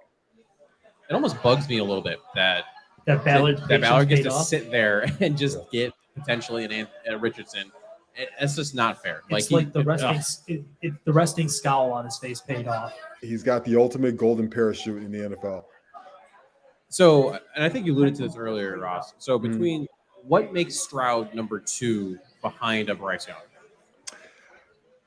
Quite honestly, I would have swung for Richardson. That's just me personally. I think that CJ. I think Stroud, we're all on the same page there. Yeah, I like CJ, but if you're gonna put it in baseball terms, I look at him as like a double to the gap. Whereas like Richardson, I'm gonna swing for the fences on that one. I want the home run potentially. You heard it here first, folks. Ross hates Nick Castellanos. That's right. Let's see what Goodell says here.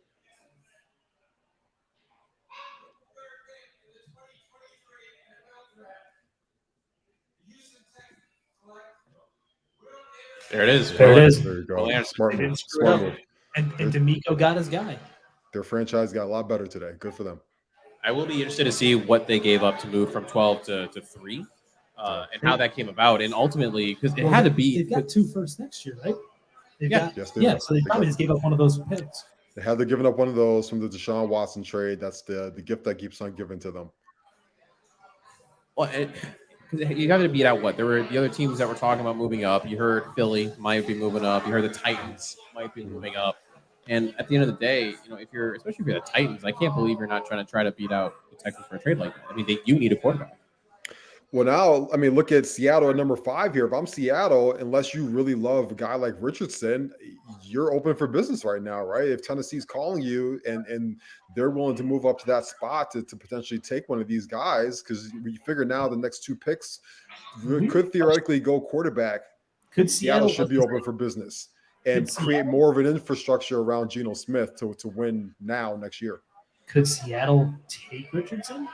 I've been pounding the table saying Geno Smith is not the answer. The end of the year showed that. His time with the Jets showed that. He was fine. And if you're sitting there and you have Richardson fall into your lap, you take him. Well, Geno's on a very team-friendly deal. And you can get out of that deal after like the second year. Yeah. It's worth wondering, especially knowing that Pete Carroll loves the specimen that play football. Like, we all remember the famous draft video of him taking off his shirt when DK walked into the room and stuff, which was strange because he's a 70-year-old man. But do you, Pete?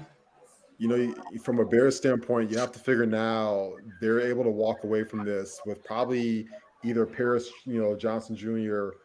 or Jalen Carter, right? You have to figure that one of those 2 guys should be on the board at 9, hopefully, fingers crossed, by the time they get there. Right. Especially if quarterbacks go these next 2 picks. It's very interesting because it's got to be a quarterback here, right, for Indy? Oh, no, it has to be. I mean, whether it's Chris Ballard, whether it's their insane owner, or at this point, Frank Reich, I think they're all off the veteran bandwagon. Your current quarterback is Gardner Minshew. No, you have to go with quarterback here. The question is it Will Levis? Is it more measurables, or not the measurables? Excuse me. Is it just the prototypical what you look at as a quarterback, or is it someone like a Richardson whose ceiling is something we haven't really seen before? What are the odds that Irsay is drunk and/or high right now? 100%. So you're alluding to what I was about to say is, what does the owner want? Because I think at number 2 there, I think that was an ownership button pressed to do CJ Stroud at that spot. And so you have to say, who does Irsay want here at number 4? Would he prefer Levis, or would he prefer Richardson? I might lean Levis. Oh, that's a really good point. Really good point. Yeah. All right. Should we do our drawing? Oh, we probably should do our drawing. Yeah. Yes. Once we get this next batch of tickets in there. Batch of tickets in there, we'll do our first drawing. What are we giving away first? First thing we're gonna give away is actually one of your shirts. Danny. You want to give away one of those fire shirts? Yeah, we're giving one of the fire shirts. Let's do it. I thought it was gonna be a free date with me. No? Okay. Ross, you're far too handsome for anyone in here. Most handsome man in the Bears podcast stratosphere. Oh man. So and the Colts pick is in.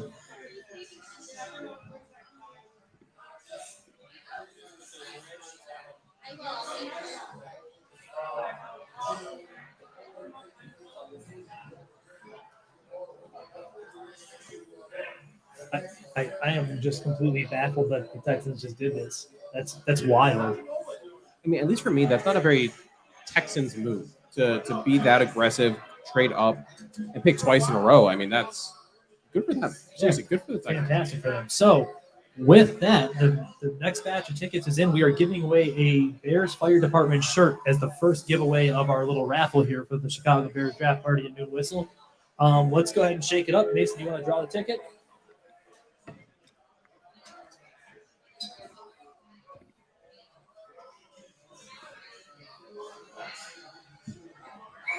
Mason has the winning ticket. All right, the winner of our first giveaway, a Chicago Fire Department Bears t-shirts, 973021. Again, that is 973021. Hey, we have a winner. We got a winner. And someone who can actually hear us.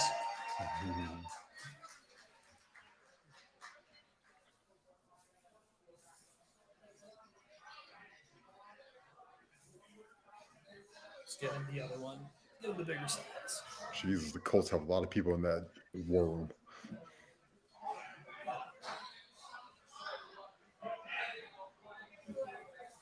Danny, we're in the giving mood. Let's do a second one right now. You want to just do the second one right now? Let's give away this Chicago Bears hat. Oh, we're in a giving mood, aren't we? Yeah. All right. Why don't you pick this one? Anthony Richardson was just selected by the Colts, by the way. Or- Oh, no. Never They mind. just showed him. They showed him. It scared me. Pick a number. You pick a number. Man. You're a number.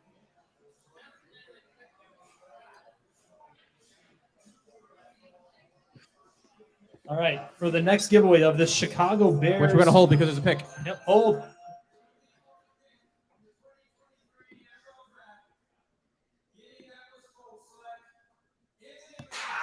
I was There, right. there it is. I was Anthony Richardson to the Indianapolis Colts. Ross, what do you think? I love it. Good for them. It sucks though because like we talked about, Chris Ballard to me lucked into he just lucked into the spot. His patience He paid off. refused his patience paid off. You got to give him some credit. So they got to me who I think is going to be the second best quarterback in the draft. I am a huge fan of his upside, his athletic ability, and he's being paired with a coach who knew what to do to help turn around Jalen Hurts and get him to be one of the highest paid And I quarterbacks in don't the think league, right? I don't think he could be going to a better offensive mind to kind of get the best out of him, Exactly. especially with what, Frank Reich with him? Oh, man. excuse you? Shane Shane Steichen. They fired Frank Reich. Oh, jeez. Yeah, my brain's in the wrong spot. Wow. My brain's in the wrong spot. And you call Shane yourself Steichen. a podcaster. So back to the drawing for this lovely Hawaiian-style Bears hat, it looks like, with all the logos all over it. Ticket number 973063. Once again, ticket number 973063.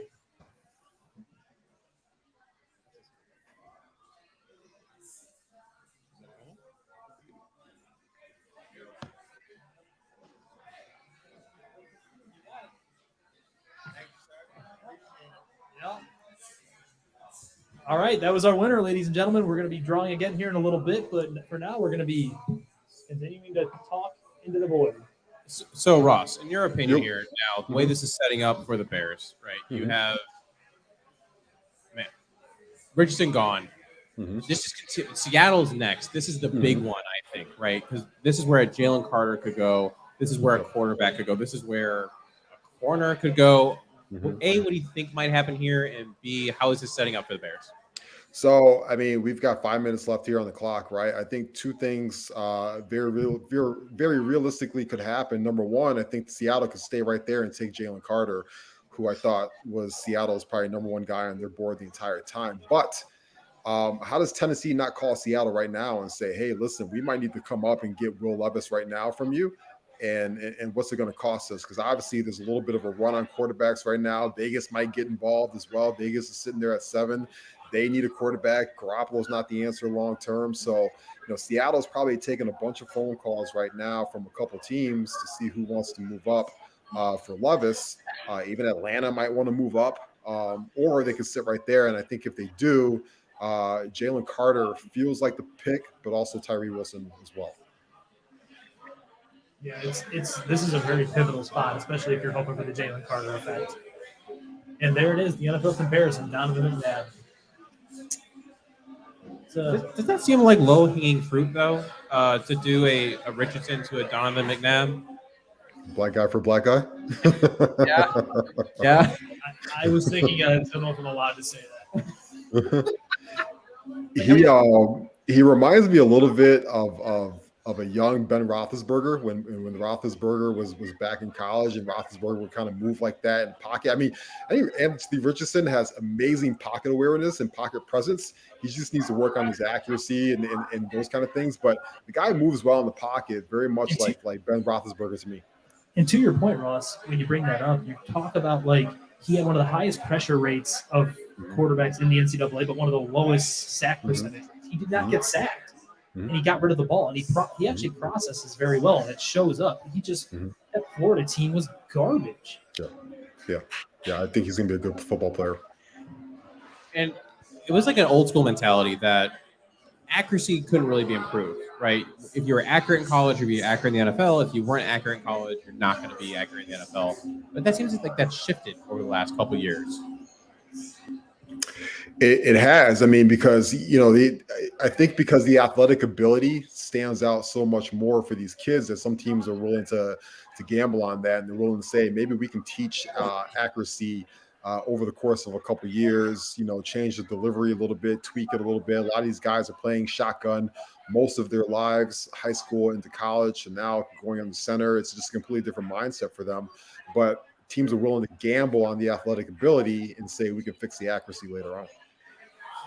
Well, yeah, absolutely. And Danny and I had this conversation earlier where, some people act like rushing yards are worth half of passing yards, that a rushing touchdown is worth half of a touchdown reception thrown through the air.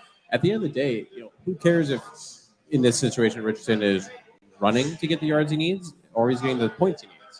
If you can put a prolific offense together, like for example the Bears had for about a month, they had like the highest scoring offense in the NFL. Who cares how you score? Agreed. And remember, going back to last year, when you looked at the EPA stats, the expected points added, the highest, average plays that year in EPA were from the rushing quarterbacks. They came from the guys of Justin Fields and Josh Allen and stuff like that. Only Pat Mahomes was the best in terms of throwing the football in expected points, average. So the rushing quarterback is here to stay. It's going to be a big weapon in this league going forward. And teams are going to start not only drafting for it, but molding their offense around it too as well. So if you're one of these old dinosaurs and you keep saying your quarterback has to throw the ball 50 times a game to win, SBS. We saw Jalen Hurts just get 3 rushing touchdowns in the Super Bowl and almost pull that thing off, and it got him $50-something million a year, So we've asked each guest has come on.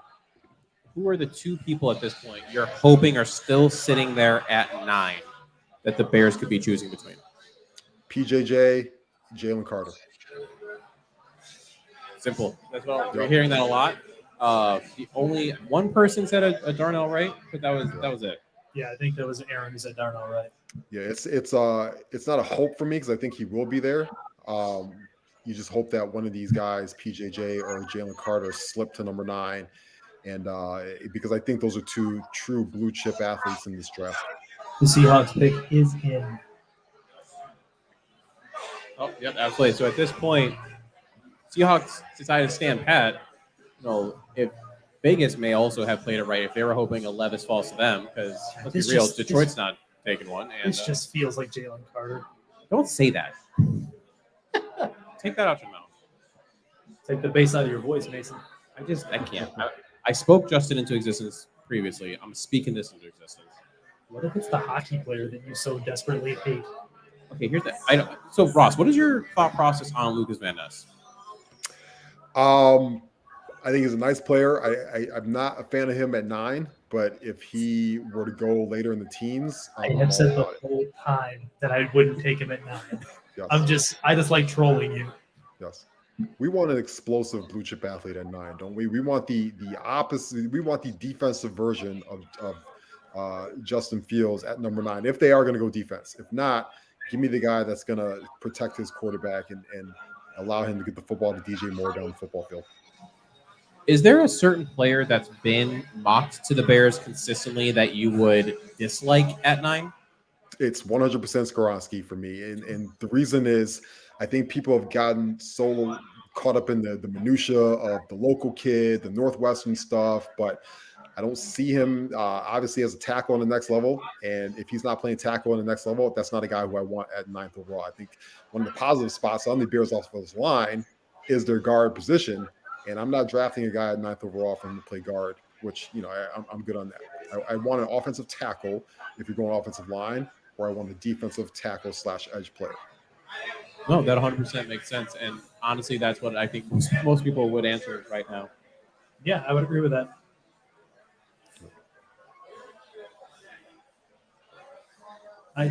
This is a really intriguing pick because there's a number of directions it could go. My heart hurts. I can't do this right now. All right, they're about to announce Roger Goodell, Seattle Seahawks pick.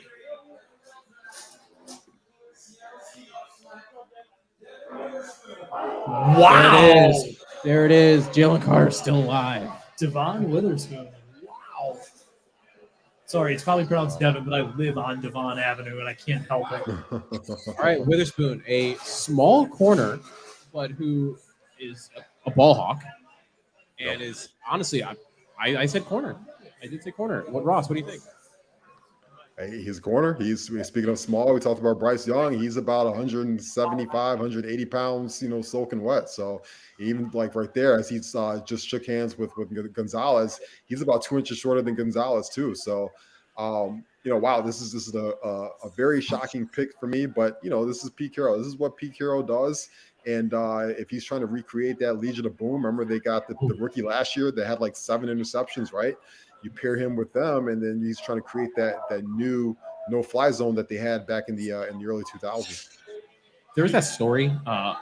One of the podcasts, I can't remember which one it was, but told that they knew how much he needed to put on weight, and it was just, he tried. He really tries to keep the weight on. He just has a hard time with it, but he also loves film. And so what they did was that they would put Wingstop wings in the film room, knowing he was going to be there anyway, and he would just go to town on the wings. That's awesome. It's kind of funny because this might resonate more with Ross. I remember growing up, there was a small, shorter, diminutive corner who actually played for the Bears named Donnell Wolford, who was just a pain in the ass almost to play against because he was feisty, he was tough, he played up. I'm not saying it's a direct comp, but in a way, that style, the way the tenacity that Devon Witherspoon plays with reminds me of that in a way. So at this next pick, do we see a Gonzo? Because Gonzalez has been mocked to Detroit constantly. Gonzo at Detroit would make sense. And that would then make 7 interesting because we've heard them linked to Paris Johnson Jr. And then Atlanta, Bijan, or do you see the trade up from Philly to 8 to try to jump across the Bears? Hey, listen, Atlanta needs a quarterback. I'm sorry, but I like Rattler a lot as a backup, but I can't believe that Atlanta wants to hitch their wagon to him long term. I think they're going to try to ride this Ritter experiment out this year. That's awful to me. And, I know Arthur Smith loves to collect tight ends and stuff like that. Are we sure that he can get those guys the football? And running back wise, I mean, they've got a nice, stable of running backs right now. They're potentially a quarterback watch too. At some point, Levis has to go here, right? In the top 10. I'm pretty shocked he hasn't gone yet. I mean, it's getting to the point where if Vegas doesn't take him, he's going to fall. He starts to fall. He tumbles. Legitimately fall. He tumbles. Is there a team that say Levis gets to 9? New England. Is there a team that could be looking to trade up to the Bears and give up a king's ransom to go get him because they need their quarterback? It depends on what you're. Tampa Bay. Either the holder. Tampa is the one I would think. Yeah, Tampa Bay. Tampa. All right, Ross, I'm going to let you go so you can enjoy the draft, but I have to ask you the question I'm asking everyone right before they leave. What are your thoughts on the Aaron Rodgers trade, and how happy are you? I'm happy it's over. I'm happy that he is out of the NFC North.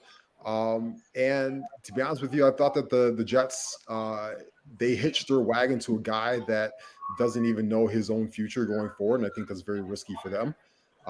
This, to me, feels like an all-in one-year situation, and we don't know what the future holds behind that. But also, when you draft Zach Wilson, this is the punishment that you get for that. You now have to stare at the feet of Aaron Rodgers and basically do everything, be at his beck and whim and stuff like that going forward. So I'm just happy he's gone out of the NFC North, and hopefully this means that Justin Fields can rise up and be the new king of the North.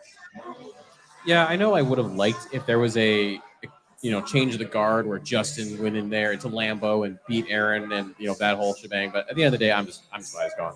Yeah, I'm with you. And Ross, ever since I saw you put it in one of our chats or our text chain or whatever, saying he was Manziel with a MILF fetish, I can't get it out of my brain. It's the funniest damn thing in the world.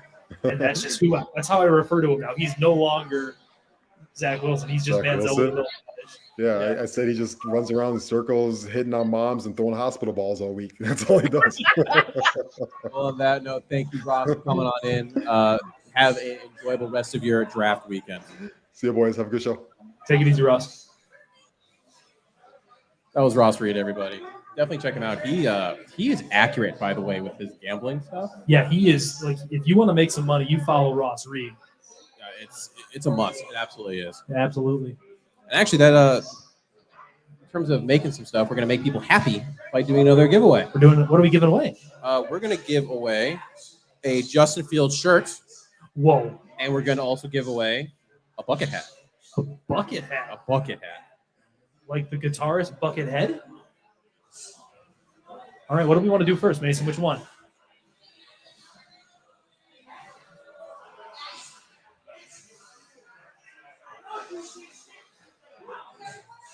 All right, so let's see. Buckethead first, or Yeah, let's do the hat first this time. Let's do the hat first. All right, Hat go ahead. first. Get on in there. All right, so the winner of the Chicago Bears bucket hat, get your tickets ready. 973062. 973062. How did you get another hat? That's why I didn't wear a hat. This guy has our raffle rigged. I swear, this guy has all the winning tickets. Wild, absolutely wild. Okay, so we're now giving away the Justin Fields shirt. Let me go ahead and draw this one, Mason. You cool with that? Go for it. All right, the winner of the Justin Fields shirt with Timothy himself sliding into victory is 973096. Once again, ticket number 973096. Come get your Timothy shirt. Himbo Slice? Anyone?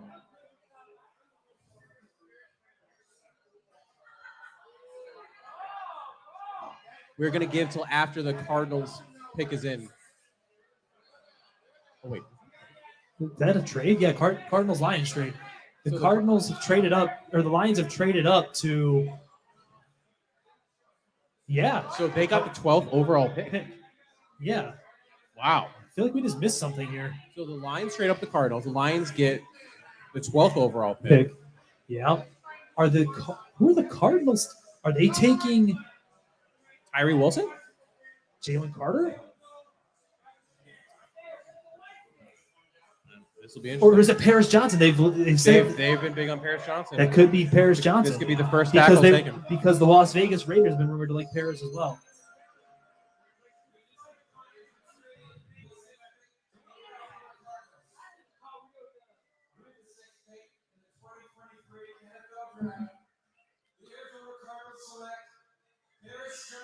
There it is. Paris Johnson Jr.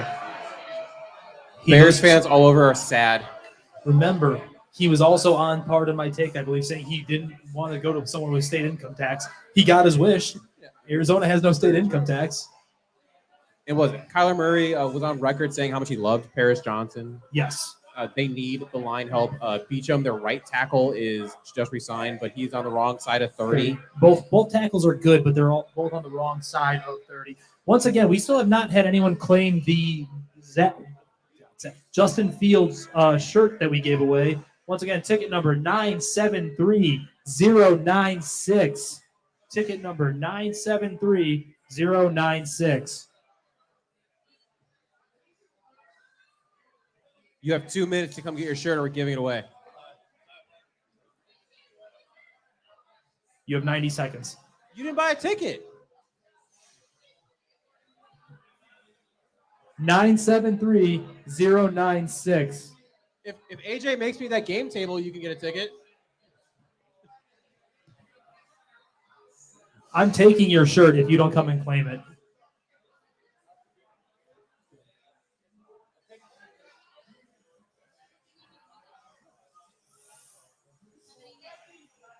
So this is where it becomes interesting because Paris Johnson's now gone, one of the two most wanted players by Bears fandom. The other one being Jalen Carter, obviously. Me personally, I'm not too broken up over Paris going. I've openly said and posted earlier online that my number one offensive tackle in the draft is his counterpart, DeJuan Jones. But what do I know? Well, and DeJuan Jones is interesting because I think you're right in terms of just pure skill, mauler, get people out of the way, DeJuan Jones is the best at that, at moving people. What's your right tackle supposed to do? Just move people. Right. And, well, my thing is like I've told you I like the planet theory. There's just not many guys built this way on the planet. We've literally never seen DeJuan Jones play football before, at least not on our record. So that's the intrigue behind it. Now, would I take him this high? No, I'm just saying my personal evaluation of him is that of the best tackle potentially in this draft. Well, and then you have to factor in, right, some of the things that might bring him down. The fact that he is as large as he is. He's a gigantic individual who is going to put extra pressure on his back. So I would want him because he weighed in at what, 373, right? Uh-huh. That's a big human being. Yeah, that's to say the least. Not just that, but he's not the most fleet of foot, right? Does that fit the zone's game? See, I think that's a bit of a misconception. He's a former power forward in basketball. He's got tremendous feet, and he actually moves pretty well. This isn't Daniel Falele coming out of Minnesota last year. He's a legitimately good athlete who just started focusing on football this year. What was the name of that basketball player that got tractor trailer? So was tractor trailer. Oh my God! And he broke in and didn't play very long. You know what? You don't ruin my narrative. I have an agenda to push, and it's not this one. Don't you dare ruin my narrative. Don't you dare ruin my narrative, you jerk. Oh, and then my guy Quentin is coming up. All right, this is perfect timing. We're going to bring Quentin in of Buck His Stats. I'm not going to say her last name because I'm going to ruin it. Is it Krishko? Crisco. Yeah. Danny nailed it. So what is your thoughts on Paris Johnson going to 6? And not just going at 6, but a trade up by the Cardinals.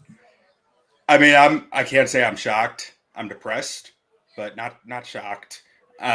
He's my number 1 offensive tackle. He was my number 8 prospect in the class. This guy, I think I've mentioned it to you guys before in a chat. Like, you don't find athletes like this with this type of frame very often. 36-inch arms plus the movement abilities that Paris Johnson has it's rare. It is extremely rare. And you're looking at a guy who has all the tools to figure it out mentally, physically. He needs some development, but I'm sad that he's not going to be there for the Bears personally. Yeah, it's a bummer. I mean, he was definitely up there for me in terms of tackle options. At 9, I still love most of the tackles at 9 specifically. But if I was going to pick one, I mean, it was going to be him. Yeah. I mean, I was probably higher on him than most, but as you look through the history of like offensive tackles over the last 20 years, you just don't find guys with 36-inch arms who can move like this, and the guys who you do find are like a 60% hit rate for being really damn good. You know what, Q? You're wrong and I'm right. So that's all that matters.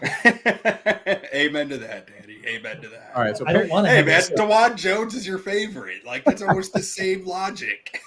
Listen, man, I don't have to subscribe to your statistical analysis. I subscribe to film. All right. So we're going to draw another ticket here since individual just isn't here. The Justin Fields shirt winner did not want his shirt, and Mason won't let me have it. So the real Justin Fields shirt winner is 973084. 973084.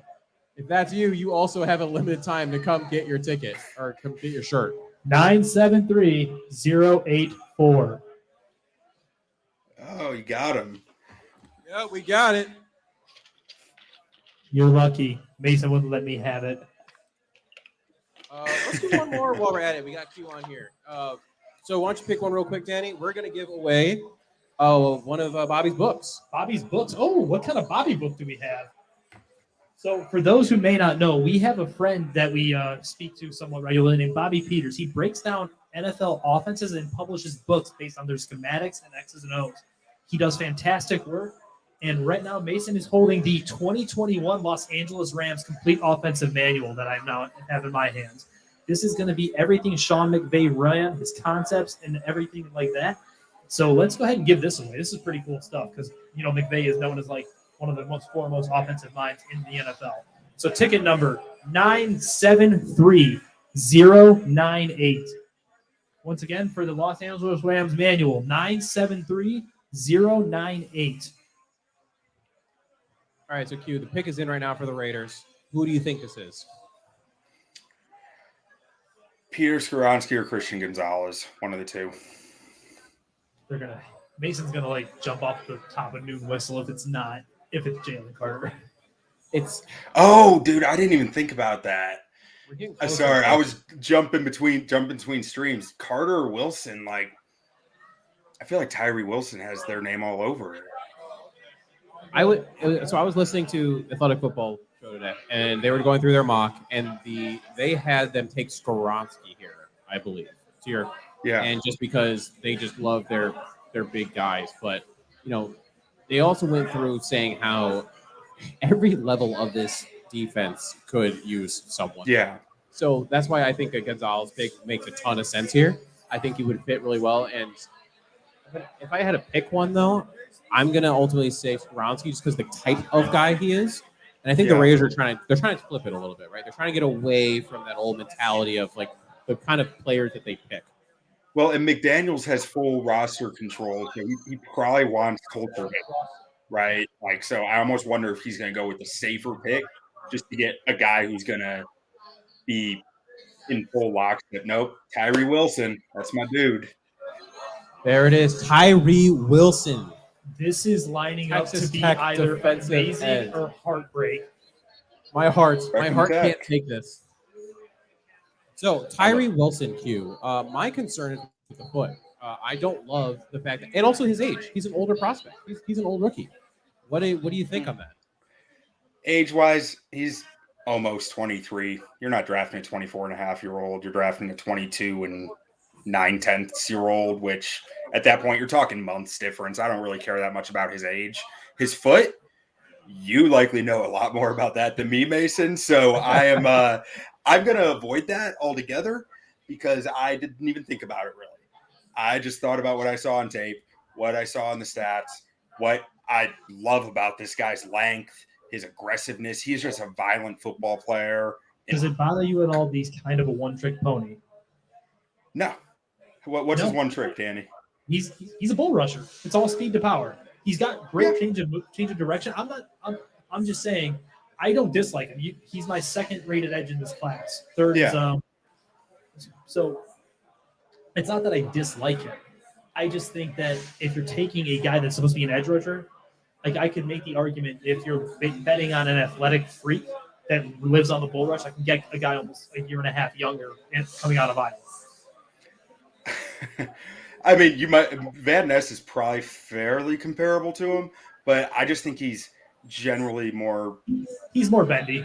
He's more bendy than Van Ness. Yeah. He's more bendy. I think he's a little quicker, but and he's got great his suit is style. fly though. That is nice. Yeah. I couldn't wear it, but it's and there are certain people that a suit just looks right on. When you're 6'6", right? Like 280 pounds, like you're supposed to look good in a suit. Yeah. So on the one trick pony aspect, like his bull rush might be all he has, but when you got a 7-foot-something wingspan and you're this big and strong, I can live with that.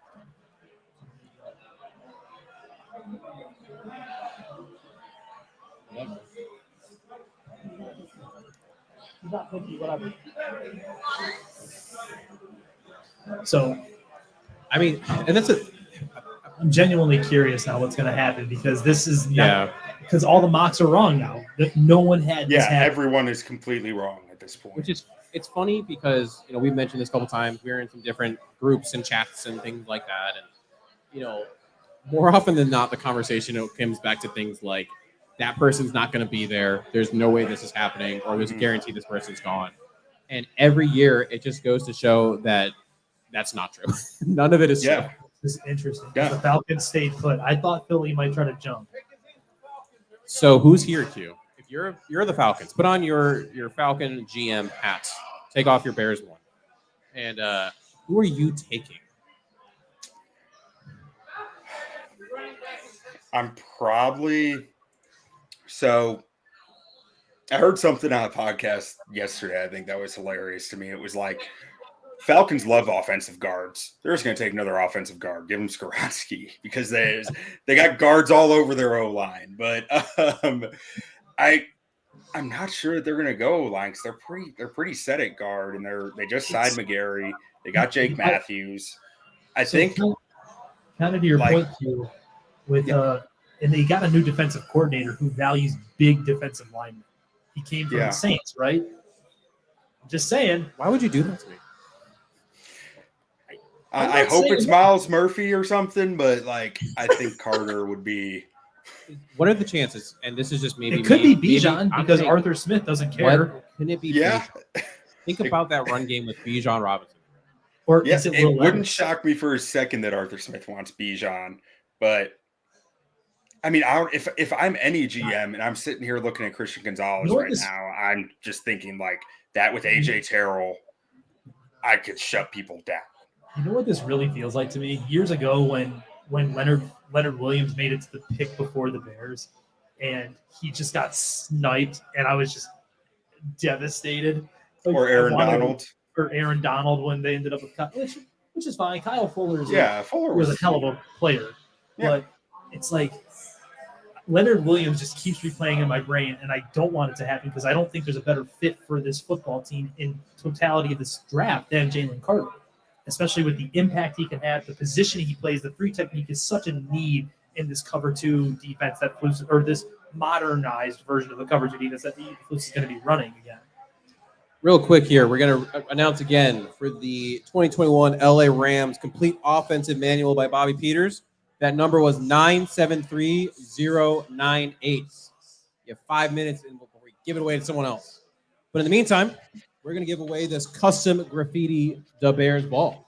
It's pretty cool. It's pretty cool. I actually asked if I could just buy it from him. He wouldn't let me. Danny, you just want all your own prizes, don't you? I do. I'm a greedy SOB. Q. So the winner, those are the best prizes. The graffiti ball is 973159.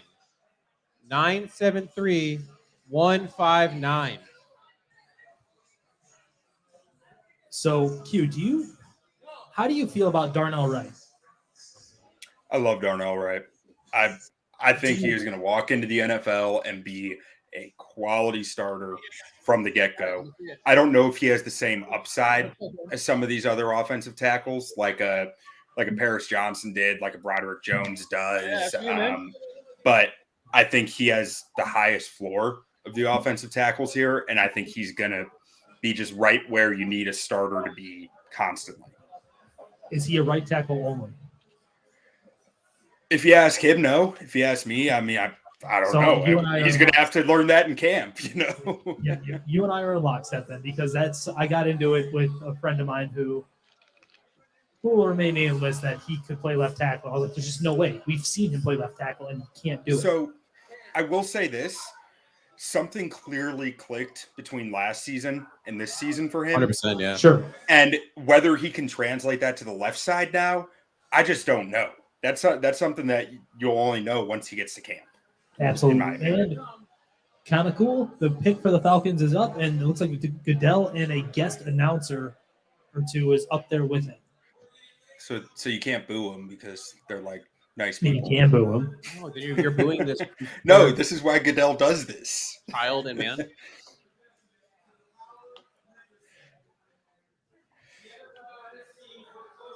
We're being very quiet. Again, my heart hurts.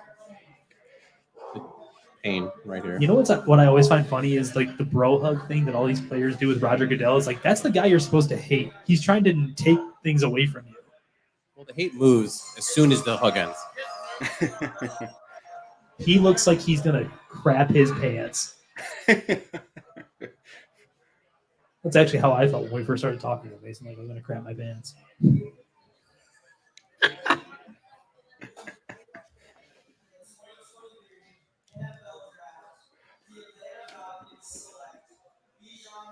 Bijan Robinson, running back at Texas. Arthur Smith, you son of a bitch. It's not just alive, it is here. Jalen Carter is available at pick number 9. The free fall. The Bears are running the podium, right? They got him, Sprint right? to the podium. You've got the arguable best player in the draft that just slipped into your lap. Not gonna lie though, Bijan's got some cool hair. That's a handsome man. But let's talk about this. I picked this. Danny's dad picked this. You know, we both selected this as the options. What is Bijan do for this Atlanta offense? I mean, he's going to be their goal is Derrick Henry, right? They want him to be the horse. They want him to be the engine that makes them go. I mean, that with Arthur Smith, that's got to be it, right? Why does it say 9-10 Bears? Did they move back one They spot? moved back a spot. What? Did they move up for one? Oh, Eagles went up one. Eagles No went up one effing spot. way. Did this just happen? Is the dream dead? Did this just happen? Oh. Cue my heart hurts. What did we get? Okay, yeah. They, What do we get? they're giving you the corpse of Jeremy Okay, Maclin. Let me give you this. Well, that's a terrible trade, Danny. I'm predicting Skoronski here. See, that's where that's my hope. That's where like the optimistic side of Yeah, my brain because is you going. would think if they really wanted Carter, they would have had to clarify with Roseman, like, hey, you're not taking him, right? You're taking What if I somebody was a else. dirty liar though? But it also could be, did they just fleece Howie for a lot for one So spot? here's the thing. What did it? Because the Eagles have another first round pick, right? Yeah, I'm what if they betting. got- There's What no if- way they got that. What if? I'm betting that the Bears sent like 9 and 62 or 53 for 10 and like I don't know what the Eagles' second round picks look like, but maybe like something like They have a that, or lot. maybe they threw in They have another a lot of pick picks and- because Howie Roseman might be the best GM in football. Yeah. Here, let me see. Let me see what Philly has. So they had 30. So My heart hurts 53 so and bad. 9 for 53, 9, and maybe like some fifth round pick for 30 and 10. That would play, That'll do. and that means then they you get can- second pick tonight. Then you can start We're talking. stuck here until the end of the round. Well, we can't. We're not going anywhere anyway. What are you talking about? I don't know. It could have left at like 22. If the Bears got 30, then you're talking. You can be looking at Anton Harrison or Matt Bergeron at tackle instead of Okay. needing to take one this early, and you're open to Jalen Carter, you're open to Jackson Smith and I Jigba. know you You're and I open to other disagree on that things. too. I really like Anton for this offense. Yeah, I mean, I like Anton. I just like Bergeron better. You know, you're wrong. I'm right. This is what the Scully's projecting. Hey, it's your podcast, man. I'm not here to tell you. Listen, I'm not otherwise. the offensive line guy. You know what's going to happen at 10? They're going to take Drew Sanders from Arkansas because they want to make everybody upset. How he loves linebackers and running backs in the first round. That's what I heard.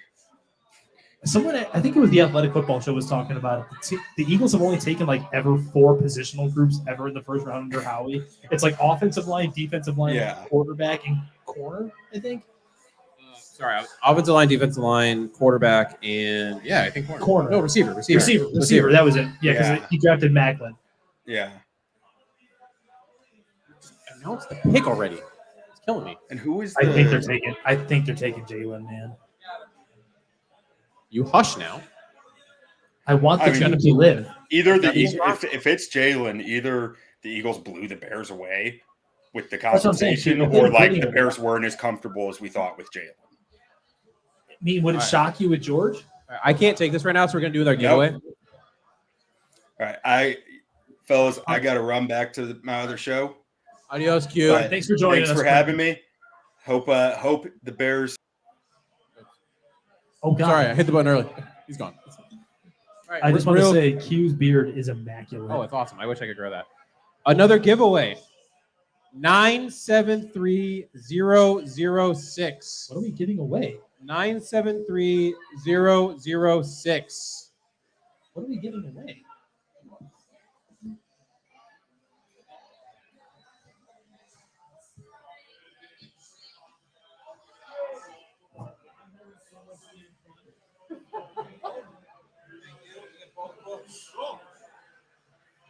Enjoy your X's and O's, friend.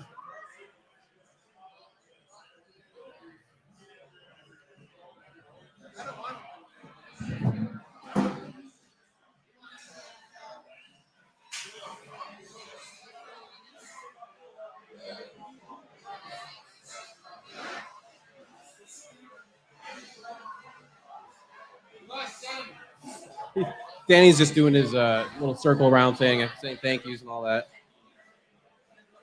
His entourage, right? Yeah. So it looks like the Bears ended up getting the 10th pick and a 2024 fourth round pick. They got a first round pick? No, a 2024 fourth round pick. That's it? Yeah, for one spot. I'm in so much pain right now. I don't understand that. Like, so this has to be for like someone they don't care about. Then this is Skronsky. This is right. This is you talking yourself into the inevitable, isn't it? I just don't see how you give up one spot for a future fourth round pick for Jalen Carter. He was worth more than that. Maybe they don't like him. Then take someone else.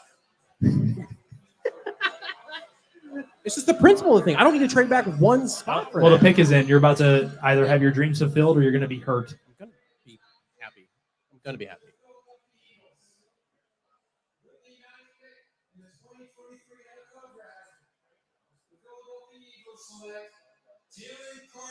Draft is canceled. We're done. Draft is done. God. Apparently, they didn't like him that much. So here's the thing. Are they trading back again from 10? Because Will Levis is hanging out.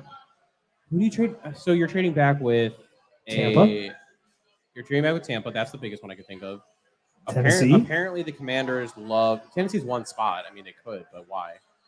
The Commanders love Levis. who's their current quarterback? Starts with an H. Howell. They love Howell. Would you take 16 and Chase Young for 10? Yes. Yeah? Yeah, I would do that. Are you comfortable with that patella? I'm comfortable enough for just at this point now. There's two tackles on the board that I'm like fine with taking. There's enough defensive players. Bears pick is in, by the way. Great. It's not who I wanted.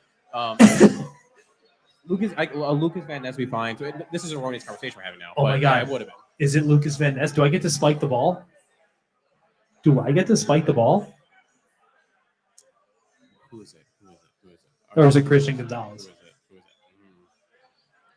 I'm gonna say it's Darnell Wright. You think so? I'm gonna say it's I Darnell Wright. wouldn't be shocked by that, but part of me thinks that the motor, the Eminem, the Meehan motor, the hits could be Lucas. No, it could be. It really could be.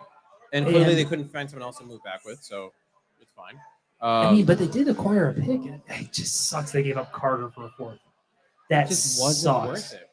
All right, the Bears pick is in, which means we're doing another giveaway. Another giveaway to Another Mason's giveaway. pain. I'm sad. Sad. All right, we are giving away now the Hyper Ice Hypersphere Mini. As someone who's used these fairly regularly, they're pretty awesome. 973210. 973210. Come get your hyper ice. We're gonna hold it for about until the Bears pick's actually in. Then we'll talk about whoever that pick is, and then we're gonna redraw it if you don't select. Come get it. I'm in so much pain. 973210. Everything's gonna end up fine. If only you guys could see the look on Mason's face from like 18 inches away from him. Hey, 973210. Let's see it. That's it. Enjoy. So for those who may not be able to pick up my mic, my dad is saying Peter Skronsky. And God, that would just make Kevin Fishbane and Adam Ho so very happy. I also kind of want it to happen just so people we know would just be upset. Oh, you're with me? You're going to be the chaos agent? I'm going for chaos. Chaos agent at this point? Okay. Well, I respect it. I'm not even going to sit here and lie to you. I respect that. right now, my top three. Let me think. Top three. Lucas Van Ness. You hush now. It's Lucas Van Ness. Broderick Jones, which I know you don't agree with. No, Broderick Jones. I actually have the second best tackle in the draft. Beautiful. Broderick Jones. Darnell. Skronsky. So and Nolan Smith. See, I'm intrigued by Nolan. I love Nolan Smith. I love him so much. And you know what? He's a coach's dream too, man. And I think he's just that guy who you play almost like Micah Parsons in a way where he doesn't have a position. You put him where you need him to be. I think he's a will linebacker in this defense. Which and that's fine. I'm not saying I'm right or wrong. I'm an idiot, so don't listen to me if you don't want to. But I'm just saying the way I evaluated him, he's either an edge rusher in a 30 front defense or he's like an off-ball linebacker for a team like the Bears. Well, he's small, right? He's short. He doesn't weigh enough, but he plays bigger than he is. Oh, he plays hard as hell. And he's the leadership, the motor. You talked about the motor. You talked about the mean. You talked about hits. He fits that. Now he doesn't fit your traditional D line. I would edge. honestly probably be okay with him right here. I think it's a little rich in terms of where he is and what he does, but I could totally understand it. Now we're just watching Jalen Carter highlights, and You can see a little bit of Mason's soul die every second.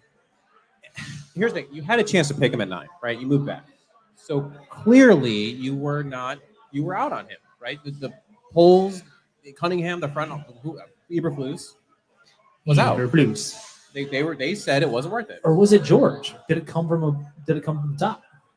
It could have, because we know how this, especially after the Ray McDonald thing years ago. I was just gonna say that, yeah. God, that just sucks. He's one of the 3 best players in the draft.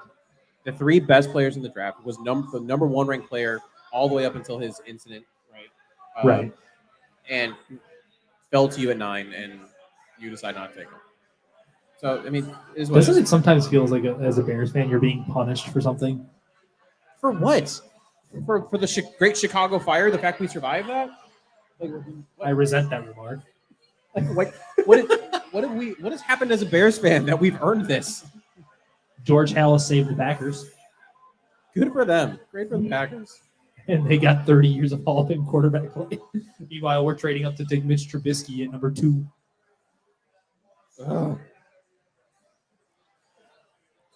I just don't know what to do anymore. Honestly, I'm not even joking, Mason. The visible disappointment on your face is unbelievable. Like it happened so perfectly.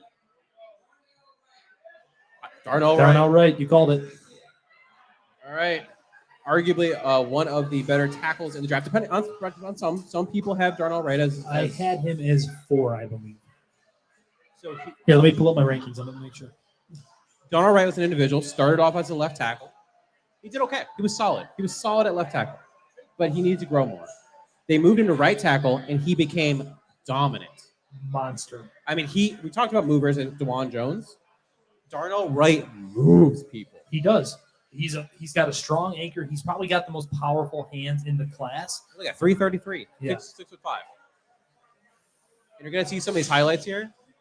If you're watching at home or if you're here in the brewery, I mean, he's got great feet, great leverage. He's gonna do very well protecting Justin's right side. He is. I mean, that matters. I just don't know. His impact can't be that of what Jalen Carter's was going to be. Like, yeah, he's going to move people. That's just what he does. He's a really good offensive tackle, and I think he's a right tackle only. His anchor is great. His hands are strong. He's got good feet. He gets out in space. It's not a bad pick. It just feels so. It feels so empty in a way. No, I hear you. Again, it's just one of those things where... And the Titans may have just lucked into Will Levis just because. Which, actually, I don't hate that. I hope the Titans... Yeah, 333 running a 5.01. Like he's got great feet. He's powerful. The best thing about him is his anchor and his ability to get out in space. Now, some negatives, though, right? We've been hearing that there might be some personality concerns. And he might be a little uncoachable. And he's one side only, man. He can't play left tackle. At least not for my money. I wouldn't even try him at left tackle. That's a good question. I don't know that I'm trying him at left tackle. I'm putting him at right. I'm living with Braxton where he is. You have to leave Braxton where he is. He got too good over the course of the season. He showed too much. You can't take that away from him. Exactly. Overall, it really isn't a bad pick. It's just... No, it's actually, arguably a good pick. So, yeah, in order, my offensive tackle ratings were DeJuan Jones, Broderick Jones, Paris Johnson Jr., and then Darnell Wright. Followed closely by Anton Harrison. Okay. So, for you, they got your 4th best. Yeah. Which I would never expect anyone to agree with me on DeJuan Jones. It's just, I'm off on an island. And that's fine. you want to pick another winner, Danny? I kind of want Jalen Carter to be a Chicago Bears. What I want. Yeah, well, that's not happening. So we're gonna give away stuff. What are we giving away? Your other shirt. Let's give away. Okay, other fire department shirt. All right. So for those listening, we have another Chicago Fire Department shirt with the Chicago Bears logo on it.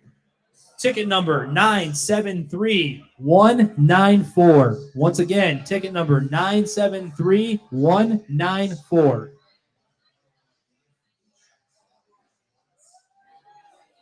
You gotta be shitting me.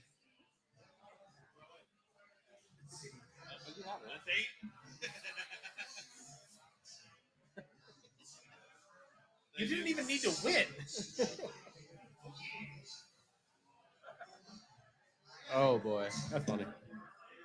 It's like effectively my brother-in-law. He didn't even need to win. This is caca de todo. It's your magic hands, man. I got the best hands. All right, giving away something else. Mason is currently thumbing through the jar. Just trying to mix it up more. I feel like we're getting a lot of the same numbers. No offense to people who've been selected. It's not like one guy got two hats.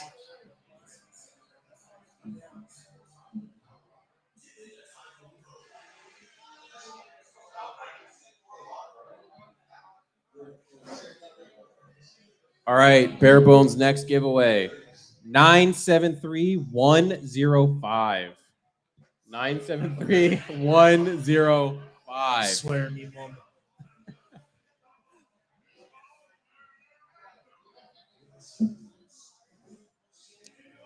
In the meantime, back to the Bears. So Sure. you get your tackle. Yeah. The line is Better. set-ish, right? You're going into it. Your training camp. So Okay. let's go left to right. So Okay. it's Braxton Jones on the left. Yeah. And then you got Tevin Jenkins playing left guard. Correct. Your center is Cody Whitehair, right? Also correct. Right guard is going to be Nate Davis, Mhm. who they signed away from the Titans, who are currently we were waiting to hear their selection announced. And then your right tackle is now Darnell Wright. Correct. Okay. That is markedly better than next year. I think what they're trying to do is just completely and utterly limit any and all excuses, right? They got DJ Moore. I'm going to guess they're going to walk away with some sort of mid-round wide receiver in this draft. You not necessarily fix the line, but it's better. I think this is them saying, like, yeah, Justin, you're the guy, but now you got to go out and prove it. I would agree, right? I mean, you're at minimum, you're plugging the holes, Right. And saying, can you take this ship somewhere?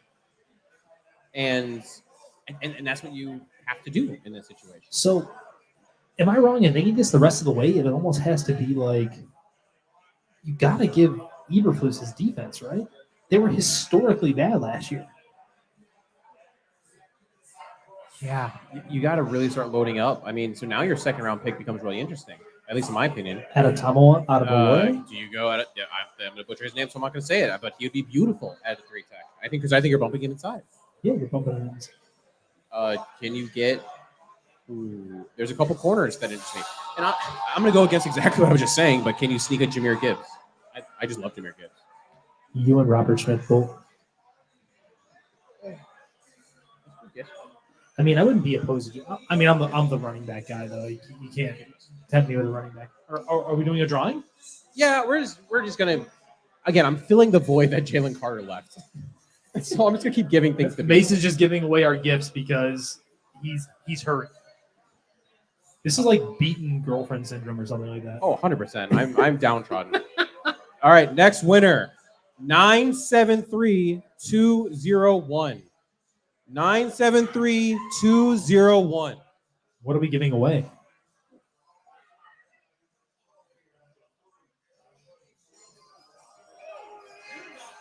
$973. She gets the bear coat with the bear head on it.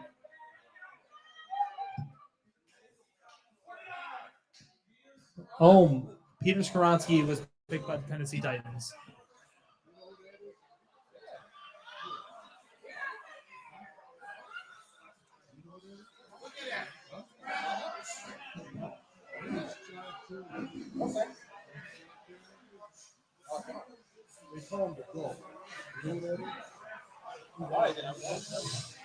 That picture is when he left Colts. Meeting Colts at 60. But the final for the Western play the final for both the East Illinois and my champion won the February championship for the 78. The full Super Bowl. What's his name? John Phelan. He found the GOAT. Right now in the NFL, look it up on the podcast. The defensive line for 7 years gets a trophy or an accolade after his name. John Phelan. Awesome. We'll have to take a look at that. Look it up. I'm not bullshit. No, this is good. I got coached by William, and in '83 he went up to Illinois and went to the Rose Bowl and lost like right with close. But you see, Mike Shanahan, coach for Eastern, Sean Payton, I know him.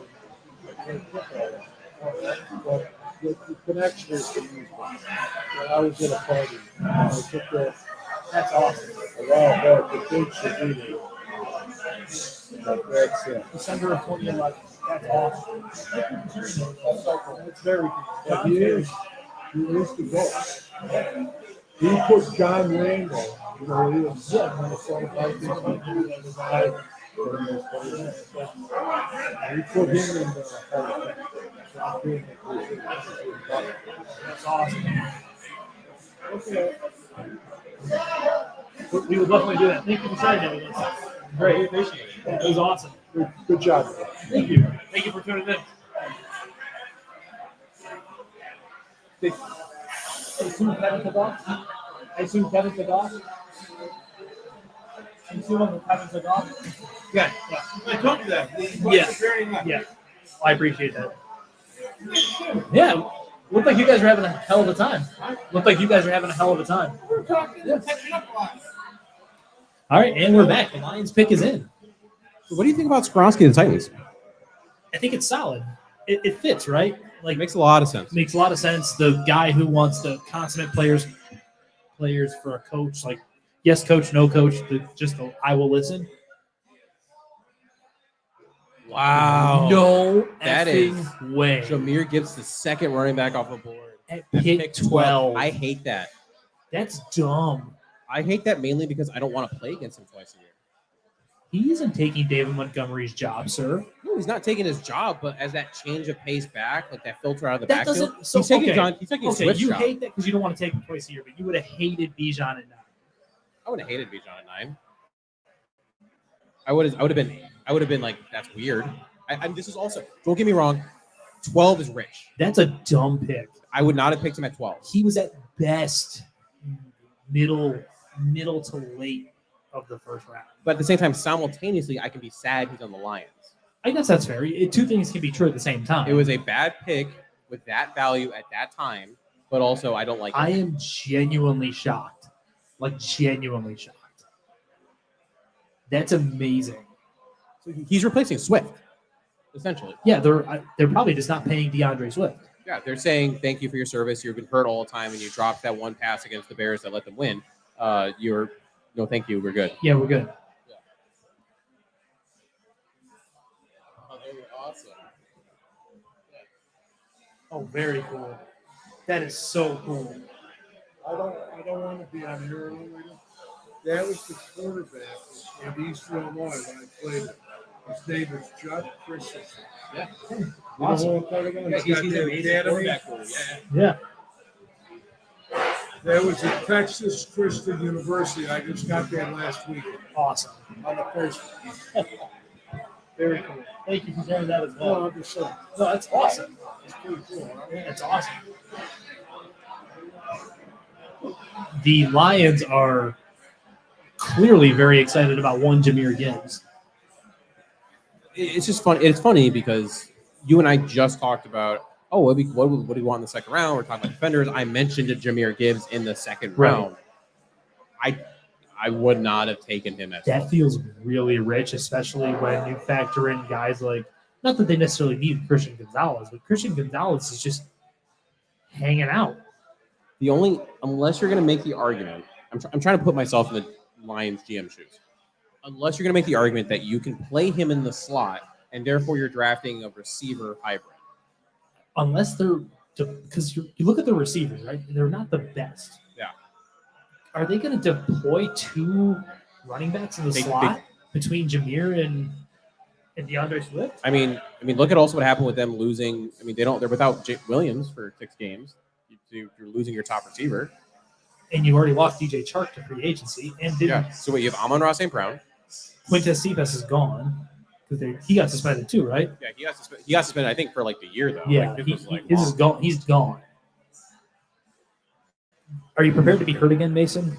Packers' pick is in, and Jackson Smith and If Jigba. it's Jackson Smith and Jigba, We're closing up shop. It's over with.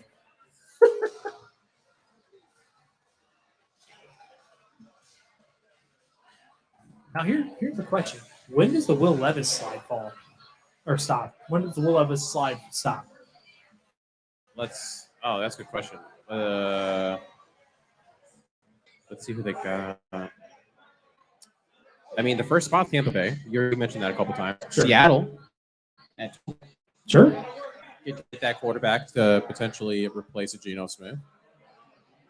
Minnesota at 23. So that when you're ready to move on from Kirk Cousins. I mean, yeah. Is it possible Hooker goes above him? No. I mean, No. I wouldn't do it, but I feel like stranger things have happened. I couldn't. I mean, we just saw Gibbs go 12. So, I mean, think anything can happen, but like I'd be blown away. So, as an example, going back to the Jahmyr Gibbs conversation, their current receivers are Amon-Ra St. Brown. He's good. Josh Reynolds, meh. And then you have Marvin Jones Jr. Oh, the homecoming. And it's so you don't have a lot. You need more stuff.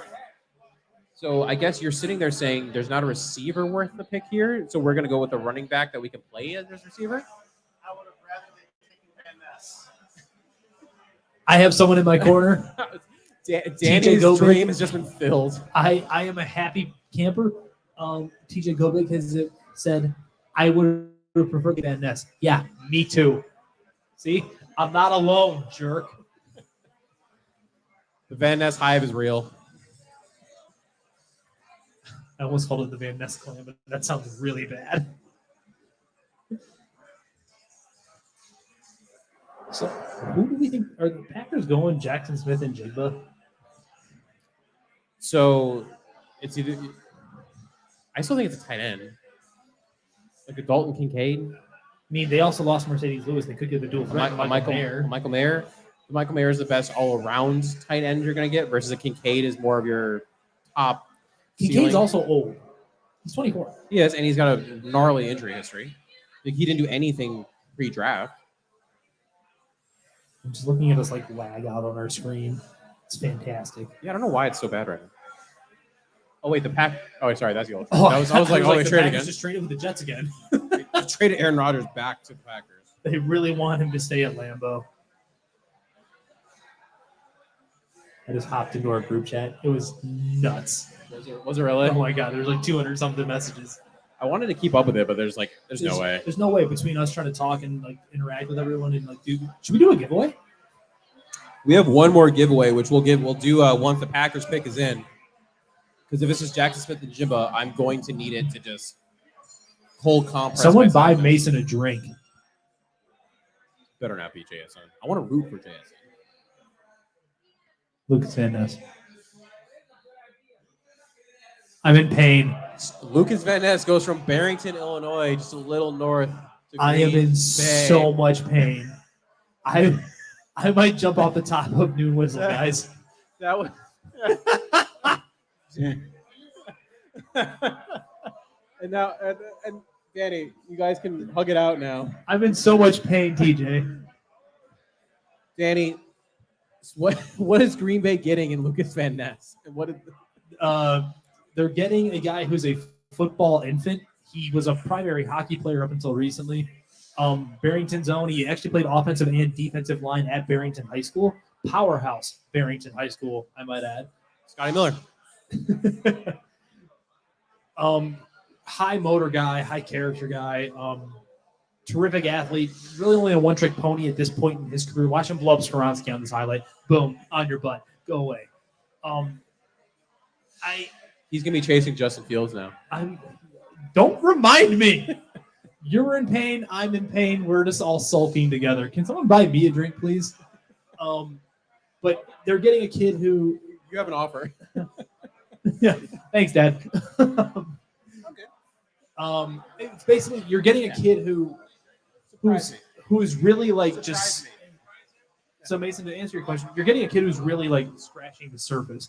There's so much left for him. He's only played 55% of all his snaps under Kirk Ferentz at Iowa.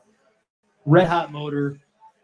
I had him as one of the right around the top 12 or 13 picks in this, or 12 or 13 players in this draft, which I get. I'm higher on him than most. That sucks in the end because he reminds me actually a little bit of Rashawn Gary or years ago with Green Bay. Yeah, you knew it was gonna take a little bit to get him. And the Patriots just traded the pick to the Steelers. This has got to be an offensive tackle, right? Yeah, I mean, because the news thought was that Bears were going to trade back with the Steelers potentially for Paris Johnson. So this would probably be the run on tackles. This would be a Broderick Jones.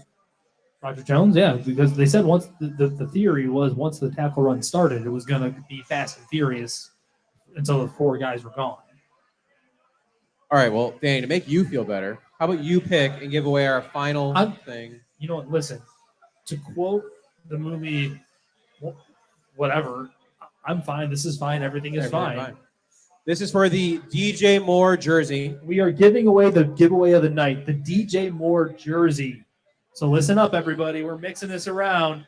DJ Moore jersey about to be given away to mask my pain and Mason's pain.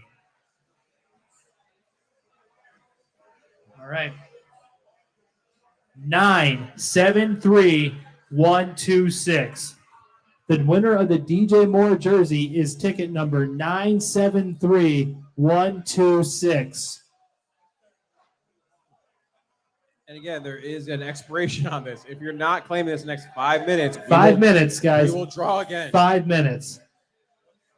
But it looks like someone's sprinting up here, so it looks like we're all good.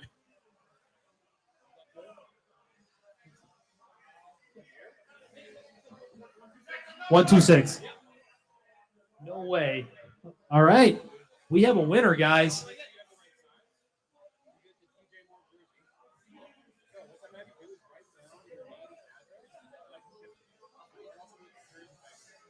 So we have a gift certificate essentially for you. It's like Jingle All the Way.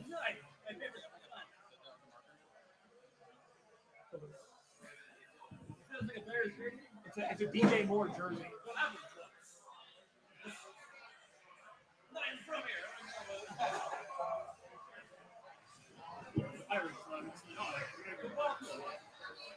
Ireland? Yeah. Really?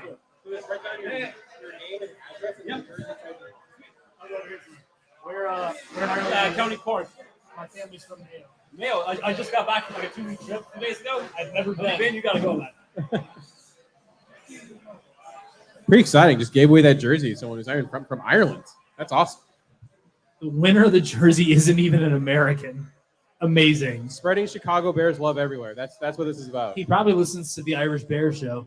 Do you listen to the Irish Bear Show? Do you listen to the Irish Bear Show? Do you listen to the Irish Bear Show? It's like what, 2 or 3 people from Ireland, like Dublin, I think, and they're big Bears fans. Yeah. Now you got it. Now you're yeah. Here, you're one of us now. You're one of God's forsaken creatures.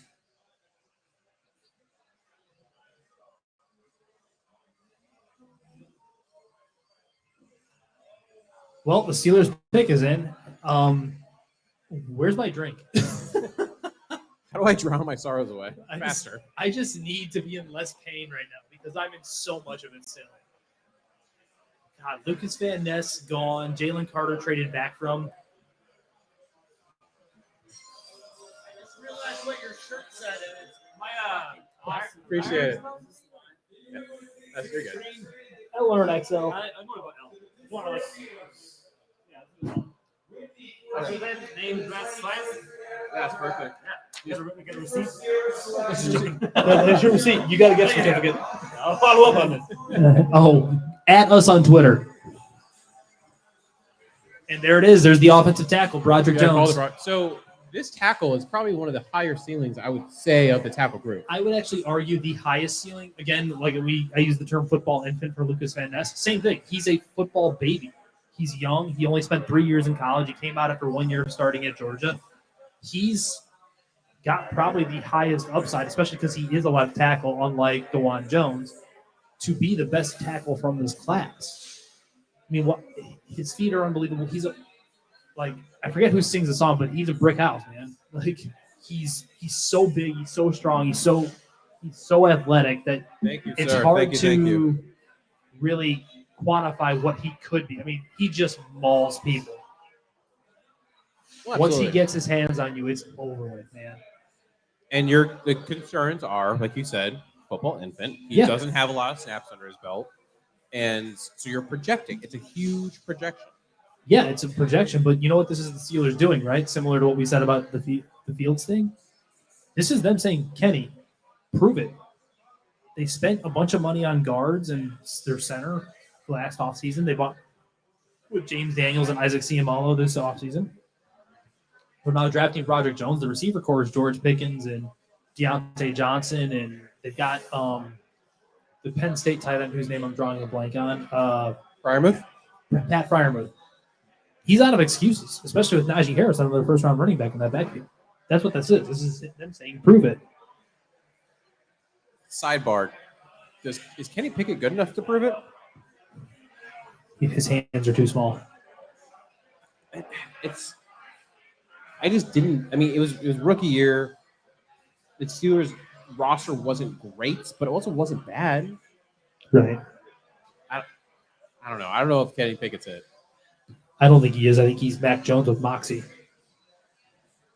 I don't even think much of Will Levis, but I would have seriously considered taking Will Levis here if I was the Steelers. Does Washington just take Levis? No. No? The only reason I say no, and this is everyone lies in the draft, obviously, the whole process. It's lying season. But they have been adamant that Sam Howell is their guy.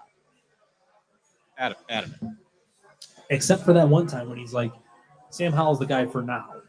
There was that. There was the one time. There was that one time. I'm not saying. I'm just saying. And he is the best available player right now just by virtue of the fact that he's a quarterback. So now we got the Jets up. Aaron Rodgers.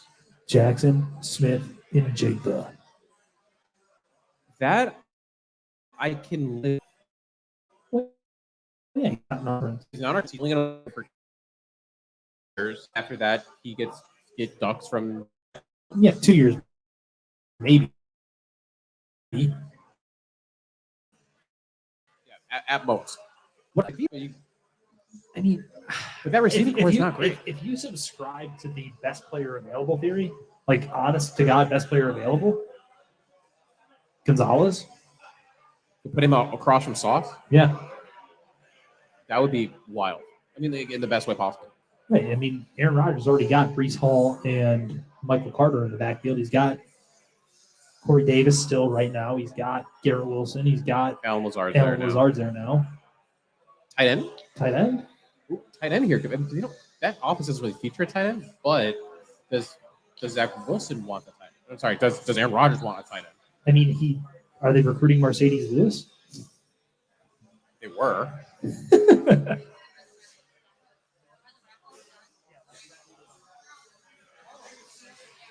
Just so everyone's aware, the DJ Moore jersey was the showstopper in our last giveaway for the night.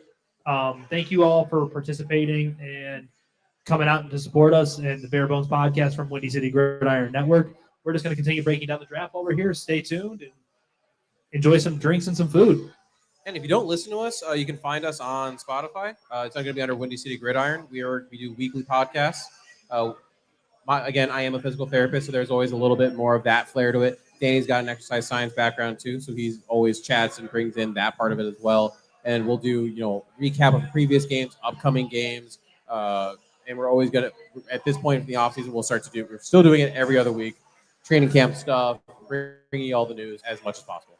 Yeah, we're every other week, and then every week during the season, we're bringing you our hot takes, moderate takes, light takes, whatever it might be. So please turn in. We got a plethora of other shows. We got Making Monsters with Taylor Dahl, who we had on earlier. We got, T formation. with Lester Wilfong. We've got, what is the Lester and Bears over Beers. Bears over Beers with EJ Snyder and Jeff Burkus. And there's Jeff Burkus and Lester Wilfong who do I'm blanking on their show name, which is bad because I'm trying to plug the shows. I just need a list of them, to be honest. Because just give us a list from now on. You can't trust us.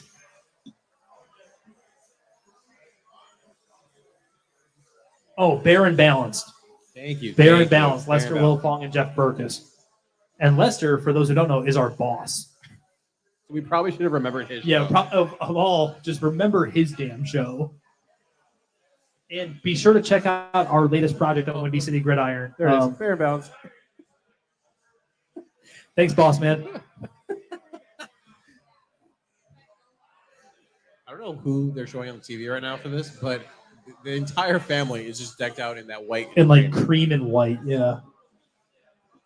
I should get my wife over here. Oh, Nolan Smith. I should get Brittany over here to tell me what shade of white that is. I thought cream was good. Cream's good. Eggshell. Got a little yellow to it.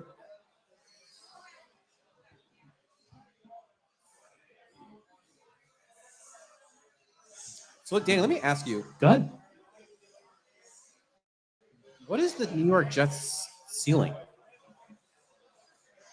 Because I would venture to say it's not a Super Bowl. Why not? Because not as much about that team. Also, make a pick. You have a minute left. It's not as much about that team. It's as much about, are they even the best team in their division?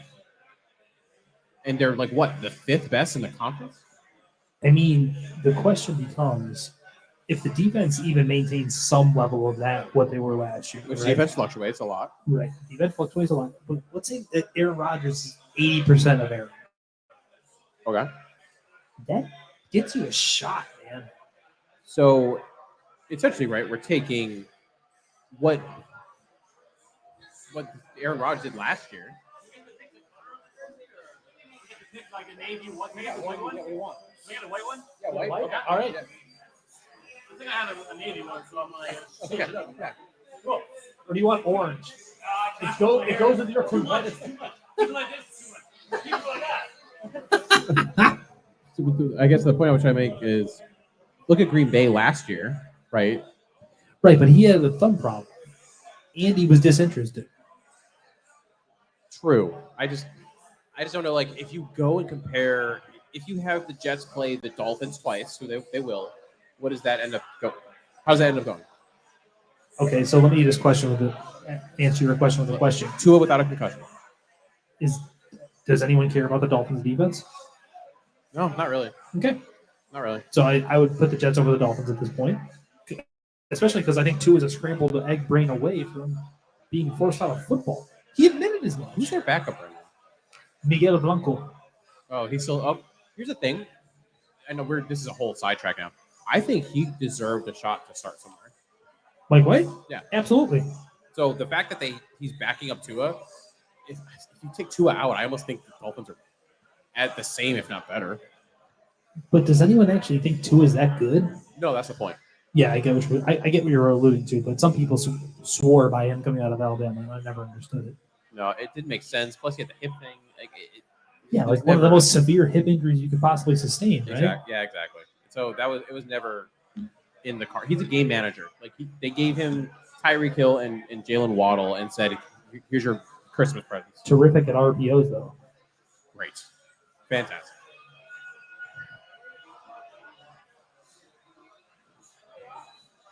But then, so okay, division out, sure. Let's just say they're the best in the division. Sure. Chiefs are better. Yeah. Chargers are better. Are they? Yes. Do you trust Staley? I trust Herbert. I trust Herbert. Where's the juice? Actually, I am really curious who the Chargers take in this At draft. 21. Yeah. This is an interesting pick.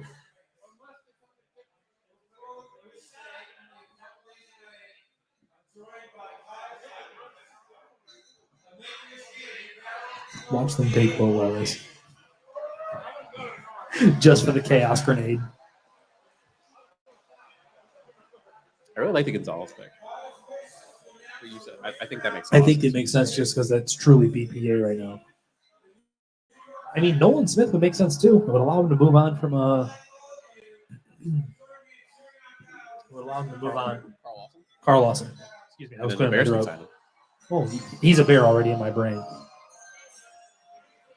My brain is a strange place.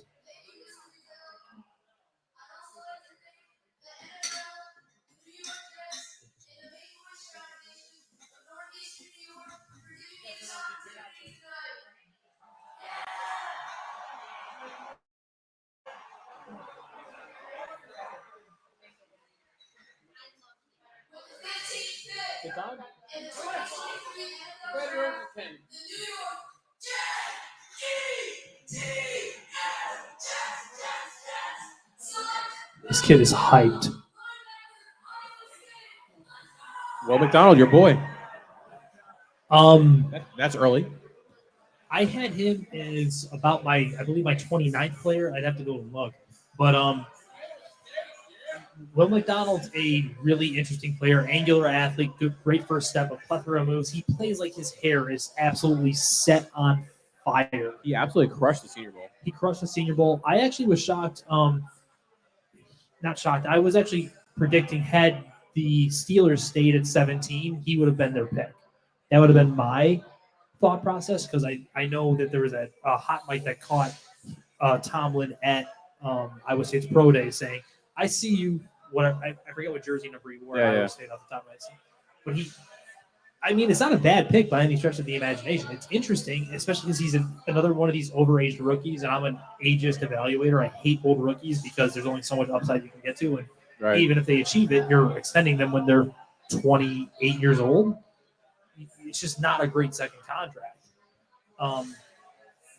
But Will Ant, he's a really, really good football player. And you could be getting someone that is very versatile. Like Iowa State was lining him up at nose tackle at times to play zero technique because they just knew they could use him anywhere. He is that kind of player where you can use him pretty much anywhere, but I would love to see him as a stand-up back and just wreak havoc on the opposing quarterback. So not Will Levis, but the other Will. It just continues. It goes to show, because you get some mocks where you were saying makes sense with Steelers 17. You have some where he was, top of the second round, one of those first three picks. 30 seconds, yeah, something exactly. like that. It's just all over the place. And beauty's in the eye of the beholder. And at the end of the day, just you said Nolan Smith. This is just another version in the way of the Nolan Smith. It's a pass rusher that lets them move on from Lawson. Do you know what I think is hurting Nolan Smith? He's itty bitty. He's tiny. He's small. He's small for that. He's a tweener. And the Commander's pick is already in. Already. Is this Levis?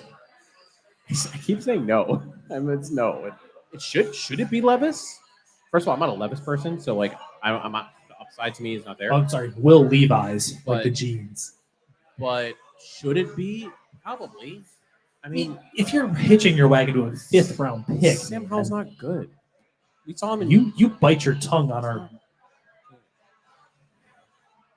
pretty much everyone from that draft every quarterback from that draft is just not good. There's a reason why. Who's the Kenny Pickett was he second round? Was he third? Kenny Pickett was, I think, Third? 20th pick. He was a first round pick. He was first. Gross. Yeah, that was years ago when E.J. Manuel from Florida State was the only first round quarterback. That was that weird one too. Who fell in that draft? Geno That was Smith. The Yeah. Geno Smith draft. Literally, as I said, I was like, oh yeah, Geno. That was your completion leader last year, sir. Which I was probably harsh on Geno earlier. Yeah, I was gonna say he was a little bit more than fine. He was good. He was good for the first 3 quarters of the season, and then he had a hard drop off. At a certain point, you are what you are. And at the end of the day, I'm happy for Geno. I'm glad he got paid, but I'm not hitching my team's wagon to that. I mean, I totally understand it, but it's not like they're hitching their wagon to him. It's a 2-year deal, effectively. All right, but who's next? An excellent question. And that was always my point with the Seahawks at 5, where you stole that from Denver. That's the other thing. You mentioned it earlier. I'm kind of pissed that Ballard got what he wanted. He just sat there like a stubborn child and said, "I'm not moving," and he got potentially the best quarterback in the draft. He threw a shit fit and got exactly what he wanted. It's funny. It's like a parent saying you can't have your iPad. I have a patient who's a diehard Colts fan, and I get to I'm seeing him tomorrow actually. I get to have him running victory laps in the clinic. Can he even run? Yeah, he can run. I've gotten him to run. That's the whole point. Oh, I wasn't sure if it was an upper or lower body No, it's lower. injury. Calf. Oh, did he have compartment syndrome? God no, jeez, that'd be awful. That would be terrible. I just had to ask. No, just like a strain. But anywho, yeah, I'm upset that Ballard. I'm happy that Richardson's in the AFC. Be awesome over there. Sure. I'm excited that he's with an interesting offensive mind because I think he's going to be able to really. Not Frank Reich. Not that interesting. Not Frank Reich, because my brain went the wrong way on that one entirely. But yes, just the principle of. Oh, and I'm also excited because the Colts do a really good YouTube series of The Pick Is In. They do. So now you get to see some of that and the process that got them to Richardson. Are you besmirching the good name of the 1920 football draft? That is the. I hope someone in the Bears organization is listening to this. I know they're not, but if they are, 1920 football drive is a waste of 15 to 20 minutes of your time. It's awful. It's usually, but like half of it is already seen footage that they've shown elsewhere, and the other half is just information that We already knew. We knew. And then they like took down the one video because it showed like their metrics or something that they use. The cylinder. It's like, oh my god, you don't even have a name on there. Calm down. Versus like the Colts do a great job where if you watch, like, you should go watch it. It's just if you love football, just go watch it. They gray out, the boards. You can't see the names. Right. They bleep. They put a little bleep when they say, "What do you think about so and so player?" But you see the process. Well, that's all we want. We want to see how the sausage is made. Yeah, I don't need the specifics. Like I don't, but the fact that you're at least letting me walk around the factory and you're hiding the secret ingredient, that's awesome. Yeah, exactly. I wholeheartedly agree. Which is one of the reasons why I was so excited that the potential of the Bears being on Hard Knocks. It's not going to happen because now it's going to be the Jets, but I was excited.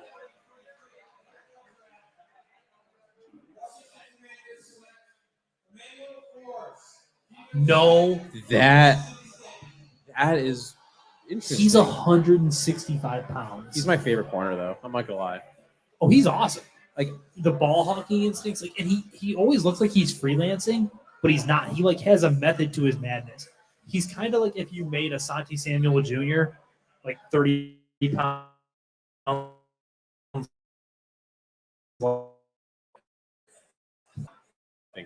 He's got like a total of 30 interceptions.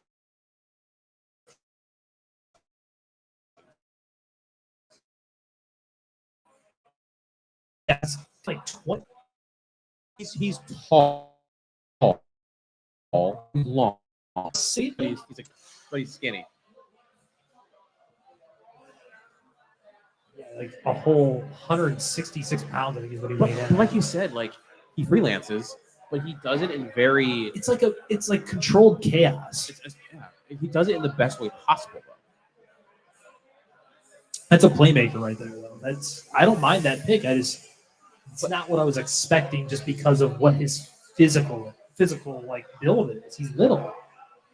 My only issue with it is that when you think Washington Commanders on the football field, not all their other issues, on the football field, do you think issue is defense? No, I don't. So I think the issue is actually twofold. It's quarterback related, and I think it's coach related, honestly. Probably. It's one of those things. I don't dislike Ron Rivera. I think Ron had his time. Like in a way, it's like the same thing. I don't think John Fox was a bad coach for the Chicago Bears. I think John Fox was a necessary coach to restore order, restore being an adult in the room. Ron is a tempo setter. He has served his purpose of being the adult in the room, the guy that you needed to restore order. With the Patriots pick is already in. Could it be Nolan Smith?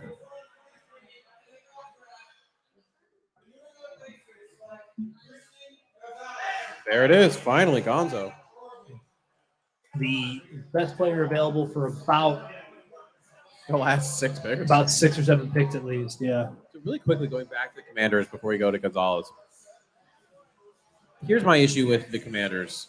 What I think when I think like with the holes they have. Is their line. Left tackle is Charles Leno, everyone's Bears' favorite fan. Andrew Norwell, Chase Roulier, Cosme, and Andrew Wiley. Like that doesn't blow me away. It's fine. I Passable. think you could have gotten better there. I also think you could have gotten better with your weapons you have. You have Terry McLaurin, great, fantastic. After that, you have Jahan Dotson, who didn't do much. I will not accept Jahan Dotson slander. I loved him coming out, but he was hurt and all that stuff. He caught like 7 touchdowns. It's fine. Curtis Samuel, I do not like Curtis Samuel. I'm gonna say that right now. I am anti Curtis Samuel.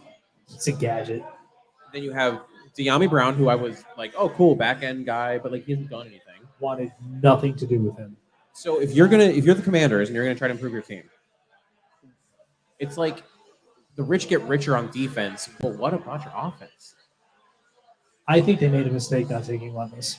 Take Levis, take a receiver. I don't even like Mason. You and I texted and talked to each other on the phone enough. Like, I'm not a Will Levis person. I think he probably sucks. Yeah. But at a certain point, you got to just take him, right?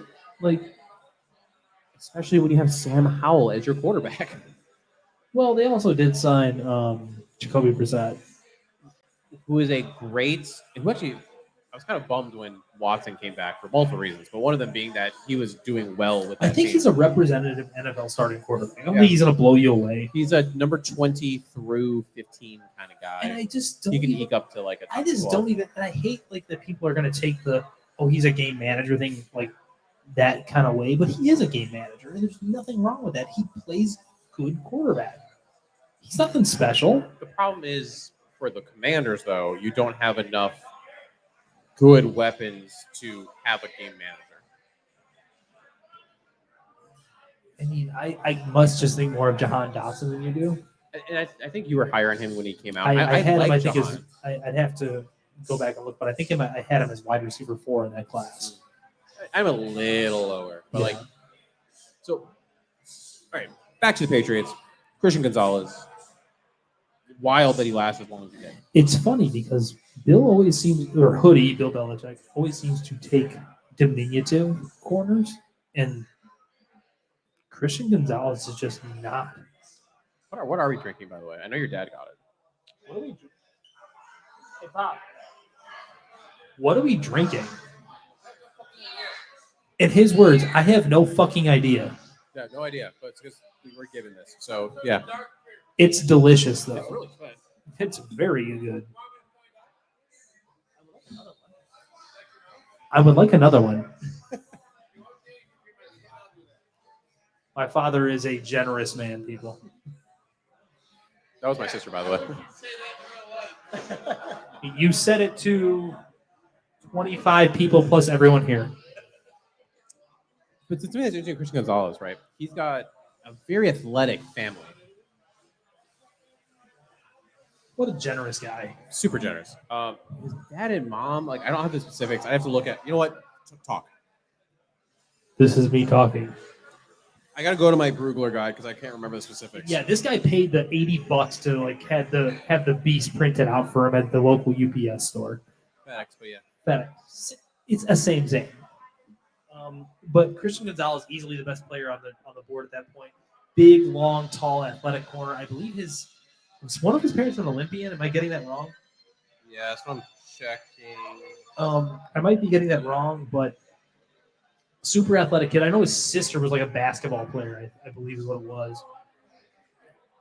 Here, I believe Mason may have found him. The problem is Brugler's stuff on like the top people is so so deep. Oh, here you go. His father stands 6'9", played college basketball at UTEP, and was a semi-professional basketball player in his native country. And then Christian has 2 older sisters who are both accomplished track athletes. Melissa, who is married to David Blau, by the way, was a state champion hurtler in high school and was an All-American at Texas, and she qualified for the NCAA championships. Blah, blah, blah. Basically, like they all super athletic. Oh, and Melissa holds dual citizenship, and she participated in the Tokyo Olympic Games. So what you're saying is he's better than us. Here's the thing: I love my family to death. They were here supporting me here. My genetics were screwed. I have no comment. I got stuck at 5'8", and that was all I had. I mean, I'm only 5'11". The inches matter. I'm not even going to go there. Yeah, I mean, Christian Gonzalez, again, at the end of the day, he was number 1 ranked by Brugler, who I hold to high standard. Obviously, he hold him to a much higher standard than me, but he was also my cornerback 1 as well. So it was surprising when you saw a Devin Witherspoon go. It was very surprising when you saw an Emmanuel Forbes go. So the Witherspoon thing was surprising, but not to the point where I was like shocked. No, you're okay with it, right? You're like, okay. It's also, you got to factor in what coach is like, man. He's a coach's player. He is. I also keep looking at the background on your monitor of just the slide during week 1 last year, and it's just so great.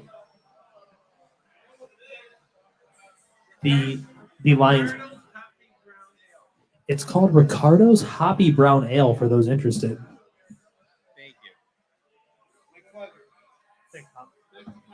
Nice to meet you too. Yeah. Smartest man I know. So many patience. I have like 18 tomorrow. You seem thrilled by that prospect.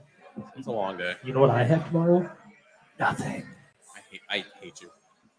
I mean, I'll probably go play basketball. All right, so far I am. You need to come out and play. I'm trying to. I've invited Nick Mariano came. You didn't come. Well, Nick's not good. He hit a 3. He hit A3. Yeah, A3. Oh, I'm proud of him. He probably took 6 of them. Around there, probably. Yeah. So all of my bets I lost today so far. Well, you're a loser. Every single one. The one that still stands is Zay Flowers being the first receiver drafted. Oh, yeah, because also, remember how I was getting criticized in our group chat for not having any receiver in the top 20 of my top 32 players? Yeah. Who's an idiot now? Bite me. So where could the first receiver go? So we got the Lions. Theoretically here. Because everyone's suspended or bad. Seattle? That's the perfect Jackson Smith and Jimmy. Between DK and Tyler Lockett. Tyler Lockett, yeah, because he's perfect. You know what? And I know people hate that term, slot only. He's slot better. He's played 85+% of his snaps in the slot, and he's slot only. And there's nothing wrong with that. But that's the thing, though. He can play outside. Now, you're not going to do it primarily. Slot only. Here's slot only. Downs.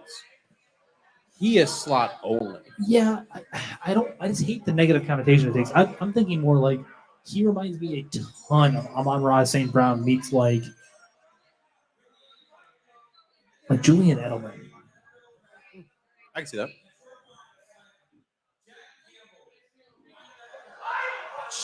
So hear me out. He is my linebacker 1 in this class. I think it's a crappy linebacker class, but he's awesome. But he's awesome. And hear me out. They need linebacker help. Their only moves this year, really, in terms of like some offseason stuff, was like one of them was re-signing. Who's the guy that's not Gonzo? Other Gonzo. Who's the? They brought in Chauncey Gardner-Johnson. They re-signed Thor. Oh, Alex Anzalone. Yeah, that's like one of the only other things they did. Yeah. Oh, I thought you were. I gotcha. No, I misunderstood what you were saying. So Jack Campbell is a hyper athletic linebacker. He sometimes doesn't know where he's going. I really want to know what's in the water in Iowa City because it's like him, Riley, and Cooper. Oh, no. The white corner, the only white corner ever. Riley Moss. Him, Riley, and trying to remember the other defender off the top of my head. But they're all like their relative athletic score, which is calculated by Kent Lee Platt, are all above 9.5. Like I don't know what's in the water there, but it's insanity how good they are. Sorry, we're posing because my wife is taking a picture of us. We do look very cool. Do you enjoy her flannel that's navy and blue, navy and orange? Thanks, baby. So I'm going to read a little excerpt here from, again, the Beast by Brugler. Just the kind of the little tagline. Overall, Campbell is inconsistent as a thumper, but his athleticism, intangibles, and instincts will keep him in the NFL for a long time. He has a talent to compete for starting reps as an NFL rookie. I like him, but that to me is not a 18th overall. So he was my linebacker one. It was very close between him and Drew Sanders, who I called a cracked out condor. It's hard because I get what they're thinking. They need linebacker help. They need to be able to stop the run. Remember, they could have made the playoffs had Carolina not just ran all over him. I think there was like almost 300-yard rushing game between like Deontay Foreman and Chuba Hubbard and everyone. Yeah. When they went absolutely bonkers against them. And was that also a PJ?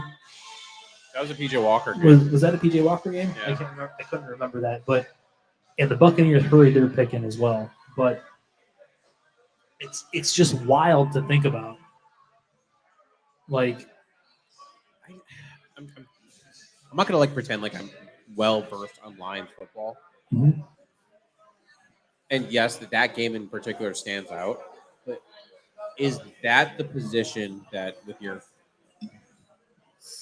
second pick, does that make you win an extra game? Does that get you in the playoffs? I'm offended. I just don't know. I mean, could it? Theoretically, based on they were one of the most efficient offenses in the league last year. And their biggest issue on defense was linebacker. Yeah. I'm not saying sitting here saying it's the perfect pick. That's not what I would have done. But it makes sense. I mean, you would think I'm running the Lions between the Jahmyr Gibbs pick and Jack Campbell pick.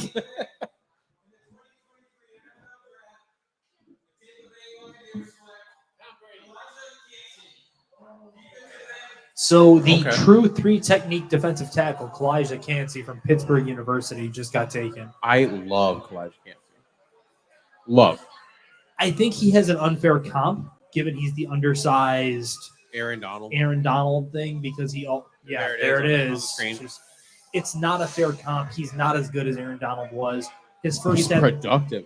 He's productive. I think he was an All-American this year as well, right? Yeah. So it's just not a fair. Aaron Donald's arguably the best defensive player to ever play football, and you're giving this guy a comp because he wore the same damn uniform in college.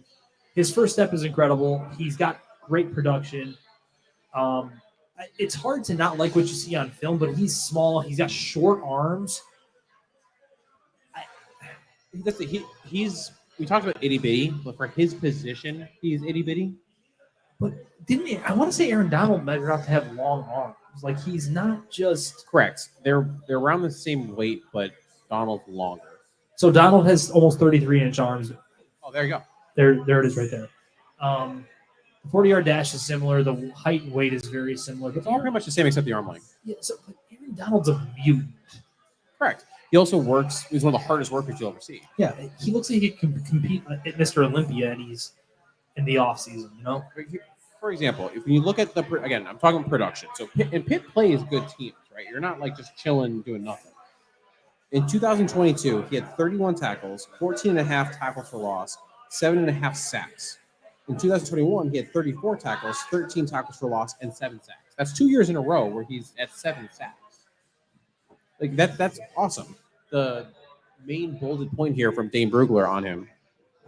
The undersized frame, average strength will be more pronounced versus NFL blockers, especially in the run game, but his get-off, agility, and quick hands allow him to leverage gaps and disrupt the backfield. Although not quite on Donald's level as a pro prospect, the parallels are encouraging, and he projects as a starting NFL free tech. I think you're misconstruing me having trepidation for thinking he's bad. No. I don't think he's bad. No, that wasn't a you thing. That was more. Okay, I thought that was coming off. No. Criticizing my that's more of a because I've been pounding the table that like he was a trade back option for me as on the Bears. Also, someone told me he was never going to be a first round pick, so that's also for you, individual, whoever that was. Absolutely a first round pick. That might have been me. I have no idea. To me, it's I see and hear the people that are pointing out the arm length thing, 2-inch difference that does matter in terms of leverage and all that. But if you have other things that allow you to overcome that, which he does with how he uses his hands, with how quick his first step is, you can negate that difference. Is it? So it sounds stupid. Is it entirely possible they might view him as an edge rusher? Like just a go get the quarterback thing? No, that's not crazy. I mean, at the end of the day, that's what he did best, right? Like that's what his money is made. Can you just kind of like bounce him around on the line to find matchups and just say, go get the quarterback? And that's the other thing. Like I think we're entering a realm of football now where we're coming to a time where you want almost positionless football. Like, In a way. Like I think that's almost in a way what the Bears are trying to do with the signing of DeMarcus Walker, Rasheem Green, Justin Jones, Andrew Billings, where you can theoretically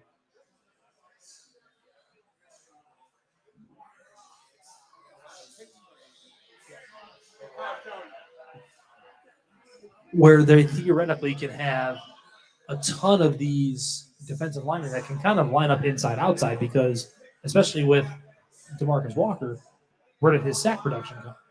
It wasn't on the edge. Yeah. It was inside. Yeah, especially now we're at pick 19 too, right? We got to keep that in mind. We're at the end of that first round. So again, not that my opinion matters on anything, but I had 17 first round grades. And that was what literally I was about to say is that even though you have 31 in this draft, first round picks, not every one of them is going to be truly a first rounder. No, we're entering the Hoosier flavor stage of the draft. Now this begs the question: 20, Will Levis is still there. Jackson Smith and Jigba is still there. Do they take the perfect wide receiver complement to what they have in Tyler Lockett and DK Metcalf? Or do they take the heir apparent potentially in Will Levis? It depends on your grade. If you have Will Levis graded as one of the top 3 quarterbacks, you take him here, in my opinion. But if at the end of the day you have him graded as a second round, third round quarterback, no, you go with JSN.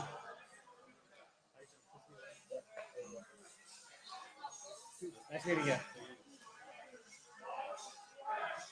Yeah, it's always a hard balance because of it's like a weighted grading scale in high school and college, right? Where you did all your homework, but you sucked at tests.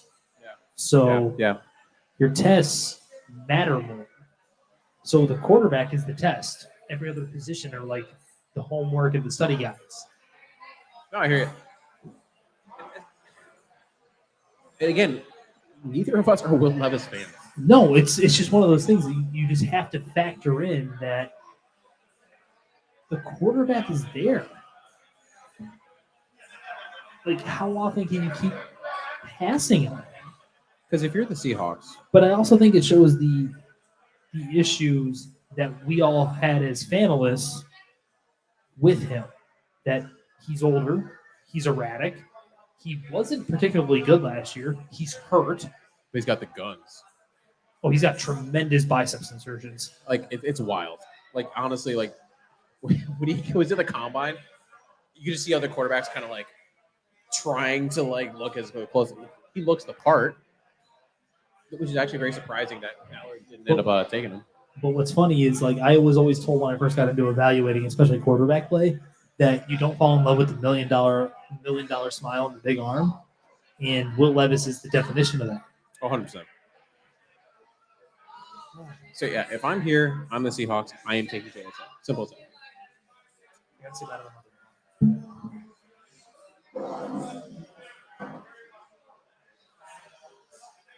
Yeah, if I'm here and I'm the Seahawks, I am taking Smith and JSN. Primary reason being, we already talked about this. You have your outside guys. You have your Lockett. You have your DK Metcalf. You don't really have that slot. I know Dan and I differ on this a little bit. I don't see him as slot only. I mean, it's got a negative moniker. It shouldn't be. If you're really good in the slot, who cares? I think he's slot best. he operates the best from the slot. So he should play primarily there, and every once in a while you slide him out to the outside. Now, that being said, also, that is just the middle of the field has been an issue for the Seahawks. So he would just fit there perfectly.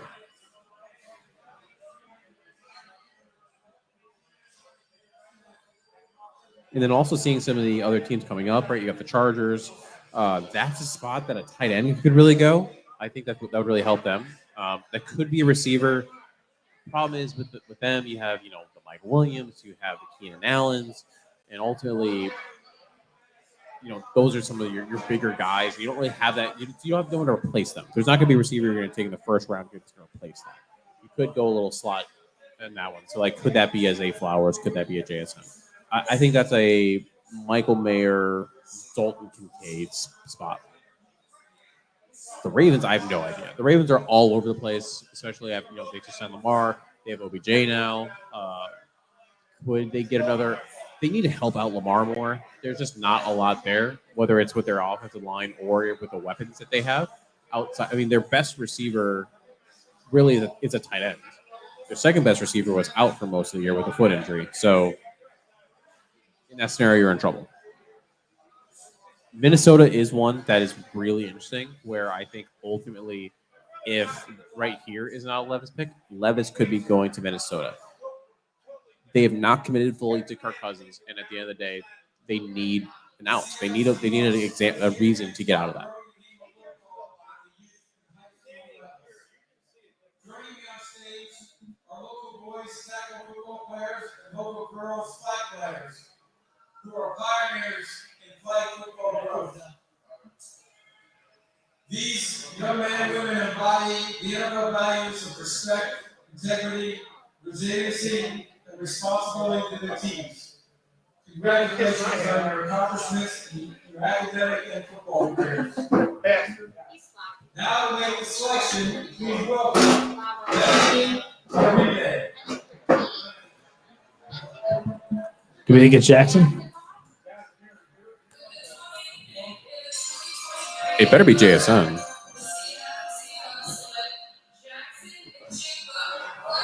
She missed one of his names. It's fine. He's got enough letters. But for all the reasons we just said, it makes so much sense. The hair is immaculate. You have DK Metcalf on the outside. You have Tyler Lockett on the outside. You have JSN in the middle in that slot position. I mean, he's going to be Geno Smith's best friend. He just gets open. He does. His change of direction is crazy. He's not little. He's not big though. He's not slow. He's not fast. He's the best receiver in this class for my money. And he's really going to be like a safety blanket almost, I feel like.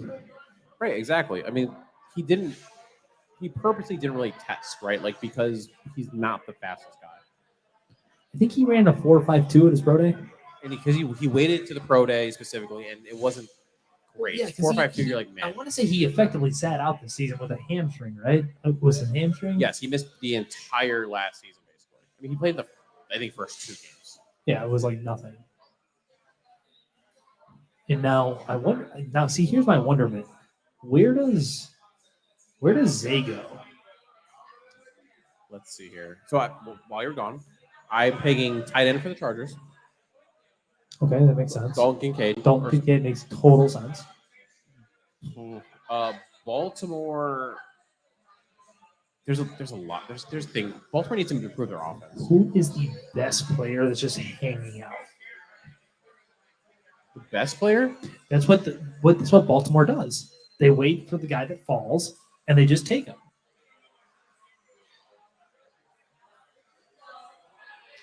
They apply this KISS method to everything they do. I'm trying to think. Michael Mayer? Michael Mayer would make sense, But it doesn't make sense for them. They took 2 tight ends last year. Correct. So I think he's in my opinion, the best at their position still left would be a Michael Mayer. Do they take Zay? Because what do they have now? They have Bateman, they have Andrews, they have OBJ. So you could have a Zay in the slot, and he would look really cool in purple and black. Theoretically, yeah. And he would fit what Lombard does, which is work over the middle. Because if he's not there, Jacksonville would make sense for Zay. Have two Zays. Zay You have Jones two and Zay Zays. Flowers. They have a lot of guys at receiver. You don't have any dudes. So I'm not trying to jump too far ahead, but Minnesota, Levis? When you were gone, I pegged them as a level spot because they have shown no commitment to Kirk Cousins over the last couple of years. Every deal has been kind of like we're waiting for the other shoe to fall. They need the heir apparent. God. And then you look at like the Seahawks picks, and you're just like, Look how good their draft was last year. I want that. I was so high in Tariq Woolen. I have the receipts for it too. I know you do. I know. Mason, I think we've talked longer than you think we have. Like Tariq Woolen was my dude. that was your guy forever. I had a 5th round grade on him because of the unknown. He came from UCSA. Yeah. I hate trying to judge competition because unless you're absolutely dominating, which he was good, but he wasn't like just taking everyone out of the game, you know? I looked out where I got to go to the combine last year, and I saw him run the drills live. Oh, thanks for the invite. So when I was on Chicago Audible. Oh, hey, look, it's our friend JB. Hey guys, Hi, JB. Oh, I didn't realize you were just going to intrude on us like that. I didn't know I was either. By the way, spiffy. Spiffy is Right? the word I would use to describe you. Look at that bow tie. It's wooden, right? Made of wood. Very exciting. I have a cork one and a wood one. That's the way to go. It's gotten many compliments, including Bears personality Laura Screeden just gave me a nice shout out about it. So Beautiful. going well. Wonderful, JB. How's it going, buddy? You know what? It's going well. I wanted to check in with you guys, see how tonight was going on your perspective, and share a few things. Both Mason and I are heartbroken. Tell me why. All right, Danny, you can go first. Lucas, I'm not ready yet. Lucas Van Ness was taken by the Packers, and I want to die. The pipeline from Iowa to Green Bay is unfortunately a long and storied one. And then for Mason, the Bears traded away Jalen Carter. Like that to me, it was draft day. Everything was falling exactly how it needed to fall. Jalen Carter was sitting there, and they moved back one spot. That team moves up to take him, and I'm justifying it, right? You know, they moved back one spot. They didn't want him. Simple as that. They felt that Jalen Carter, whether it was the off-field issues, whether it was personality, didn't fit what they were looking for. And I'm saying that to try to make myself feel better. However, like the thing that everyone was saying couldn't happen happened, right? The draft fell in such the perfect way that he landed in their laps, and I'm just sad. Well, I was on the red carpet, and Jalen Carter would not talk to me. Wouldn't talk to anybody in print media, so whatever. Wow. And the man was wearing purple, and I don't know. That gave me a bad vibe. Gave me a bad vibe about Jalen Carter, and I thought, I don't know. I don't know if I want him. Marcus, man, whose favorite color is purple. Well, I mean, it was lavender and purple, and I don't know that it was a good look, and I just had a bad vibe. As one of the big head honchos at Windy City Gridiron, how do you feel about Darnell Wright? Oh no, Lester's the boss. Yeah. Oh, you mean me? Okay, what do you got? Well, how do you feel about Darnell Wright? I mean, I think it's one of those things where you're a little disappointed that they didn't take the home run swing because that could have been more fun. So, not to rain on your parade, but Quentin Johnson just got picked by the Chargers. Mike Williams withdraws. Okay. And still no juice? I have questions. They just want to play fantasy football. Wow. Okay. Sorry. Keep going about Darnell. Keep going on Darnell. Sorry. So I think that's a Javi Baez like swing out of your boots kind of swing, right? Like if you would have gone Jalen Carter, because it's either a home run or it's a strikeout, right? I mean, there's not a lot in between. And Darnell Wright to me seems like, man, you got a double. Like it's a good player in a position of need. You can project him to play right away because he has the tape against the elite pass rushers, and so it's one of those where there's nothing sexy about it in terms of like the overall swing, but it's a solid double. That's my initial take. I think he's a good player. Yeah, he's a good player. Good player, It just, position of need. I guess it just feels like we were robbed of something. Mm-hmm. I Yeah, would have felt better about it if Carter was taken at 5 and it was like, okay, we're here at 9, we move back to 10, whatever. Like, I would have felt better. I don't know that I see Darnell as a blue chip player. Like, to me, he's a red. And again, position of need. I get it. But like, I asked this to Aaron earlier. Of the last, let's say, 3 to 4 Super Bowl champs, how many blue chip players are on those teams on average? oh, 3, 4. blue. I mean, you think you need a couple on each side of the ball generally? Right. How many do the Bears have total? Oh, I mean, you hope right now they at least have one that wears number 1. Right. DJ Moore. Maybe. Right. Could Maybe. be. And then after that, it's kind of a shrug. So I to don't have me, like you said, I personally would have rather gone for that home run blue chip guy and hope for the best, knowing you need those guys. Otherwise, you get stuck in the middle. You get stuck in the, we made it to the NFC Championship game 2 years in a row and never further. Right. Well, I will don't say think it's a bad pick, but it left me wanting something more.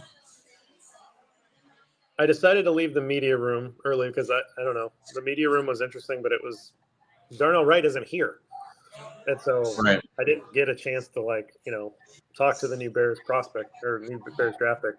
But I decided to just walk around and find Bears fans. And I don't have to try very hard. Bears fans are here. There are a ton of Fantastic. I posted a picture of a Johnny Knox jersey in the wild. Anytime you see a Knox jersey, you got to take a picture of it and post it. But you've got. Thanks for listening, guys. I appreciate you guys. We appreciate Thank you guys. for coming Thank out. you so much. Good beer, good times, right? You've got Sorry. you We're popular, JB. got Hester jerseys, Urlacher jerseys, a lot of Fields jerseys, everything in between. You got Peyton. Jersey? No, let's give it Yeah, that away. Yeah. I mean, they're waiting around for a giveaway. Yeah, we gave away all the items. And everyone left happy. Everyone left happy. It was a good time.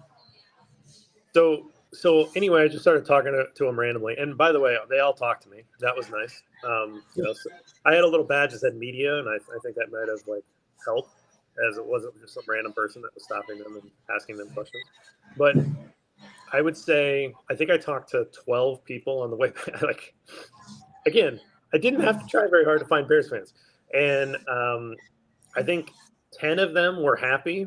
One guy was disappointed because he felt like they should have traded back to pick 15 and then got Darnell Wright. He felt like he took the Darnell Wright too high, which, that's a little bit of clinging to what you've read in the mock draft world or whatever. Right. But for the most part, people seem to understand it. There was a lot of descriptors of not sexy. That's what I heard the most. This was not a sexy pick. But most people were either happy with it or trying to talk themselves into it. I mean, JB, it's one of those things. An offensive lineman seldom, if ever, is going to be a sexy pick. Well, I don't know. You guys apparently don't watch Bear and Balance. So, hey, listen, I've got no problem with the Darnell Wright. If anything, it makes me feel better about how they feel about Braxton Jones because I think Darnell Wright's a right tackle. You probably know more about offensive line play than I do. I only know what I've taught myself throughout the years. But he was my 4th rated offensive tackle in the draft. I like him. I think it's a solid, good football player he's plug and play. It solves an issue. And there's nothing wrong with that. Yeah, and I think that's what I mean, by a double, because it does seem like a good player at a position of need. So it's not like the Lions' first round. I was going to ask what was the most surprising move. Danny and our jaws hit the floor when we saw Jahmyr Gibbs drafted at 12? I couldn't believe it. And I feel like I knew the pick a little earlier than the media room, and I was sitting next to some local Detroit guys who were like, "Oh God, we traded down." Like, so that's when I perked up. Like, "Oh, I got some Detroit guys here," and they took they flashed it, and I already knew, and so I was watching the reaction, and one guy goes, "So yeah, that was a shocker. That was definitely a shocker." Actually, and the Houston thing. Zay Flowers just got picked by the Ravens. Sorry, I know we haven't tipped the pick all night, but The wide receivers going here. Yeah, the wide receiver run is. did not mean for that to happen. I hefty. just saw it, and I saw the pick is in, and I assumed it was announced. I apologize to our listeners. JSN's gone. Quentin Johnson went. Zay Flowers went now to the Ravens. Yep. It looks like, So here's especially the run. coming off the news that Lamar got the deal he got, 185 mil guaranteed. They're trying to give him some weapons now, right? Zay Right. Flowers. Right. Well, makes sense. This is what I'm saying. does. It makes total Lester sense. County makes sense here. Old linemen are always sexy. This is what I'm saying. I think the Houston thing's a shocker. Another one, right? We were blown away when we saw all of a sudden their name on the board again, right? To come up and get it's a very anti-Houston move in a way. Wait, I mean, all of the smoke about Stroud not being like the pick and like I don't get it. Like, if you're going to take him, why was all that out there? Like, I don't see how that does anything good for your player that you just drafted. Like, that seems weird to me. But I don't know. That was weird. I like Stroud. I think Stroud was a better pick than Young scares me. So I like Stroud, but it was just weird with the whole Houston thing. And then for them to like take a huge swing to go back up and get Anderson. I don't know, man. That felt too much to me. I know people like bold moves, but giving away your first next year, we'll see. Did they give away both of them? Because I know they had the Cleveland pick too from the Deshaun Watson move. I don't think so, but I could be wrong. I thought it was there first, but I could be wrong. No, I knew they had given away one of them. I thought the way it sounded like you worded it made it sound like they had given away both. Oh no. They gave away their first next year. I think that's their first. No, I think you're probably right on that. I was just like, wait, did I hear that wrong? Did I see it wrong? Kind of thing. So, being that you were on the red carpet, Yeah. who was your favorite person you got to talk to? Here's the thing, is that they pretty much all skipped over us. So that was kind of a bummer. But, I got some pictures. I kind of yelled out. Like, so Paris Johnson walked, and he was walking. And so I was trying to get him to come over. And I was like, what would it mean to you if you got to block for Justin Fields again? And he goes, it'd be great. And he just kept walking. I was like, all right, great. All right, cool. Was that your ideal pick at 9, JB?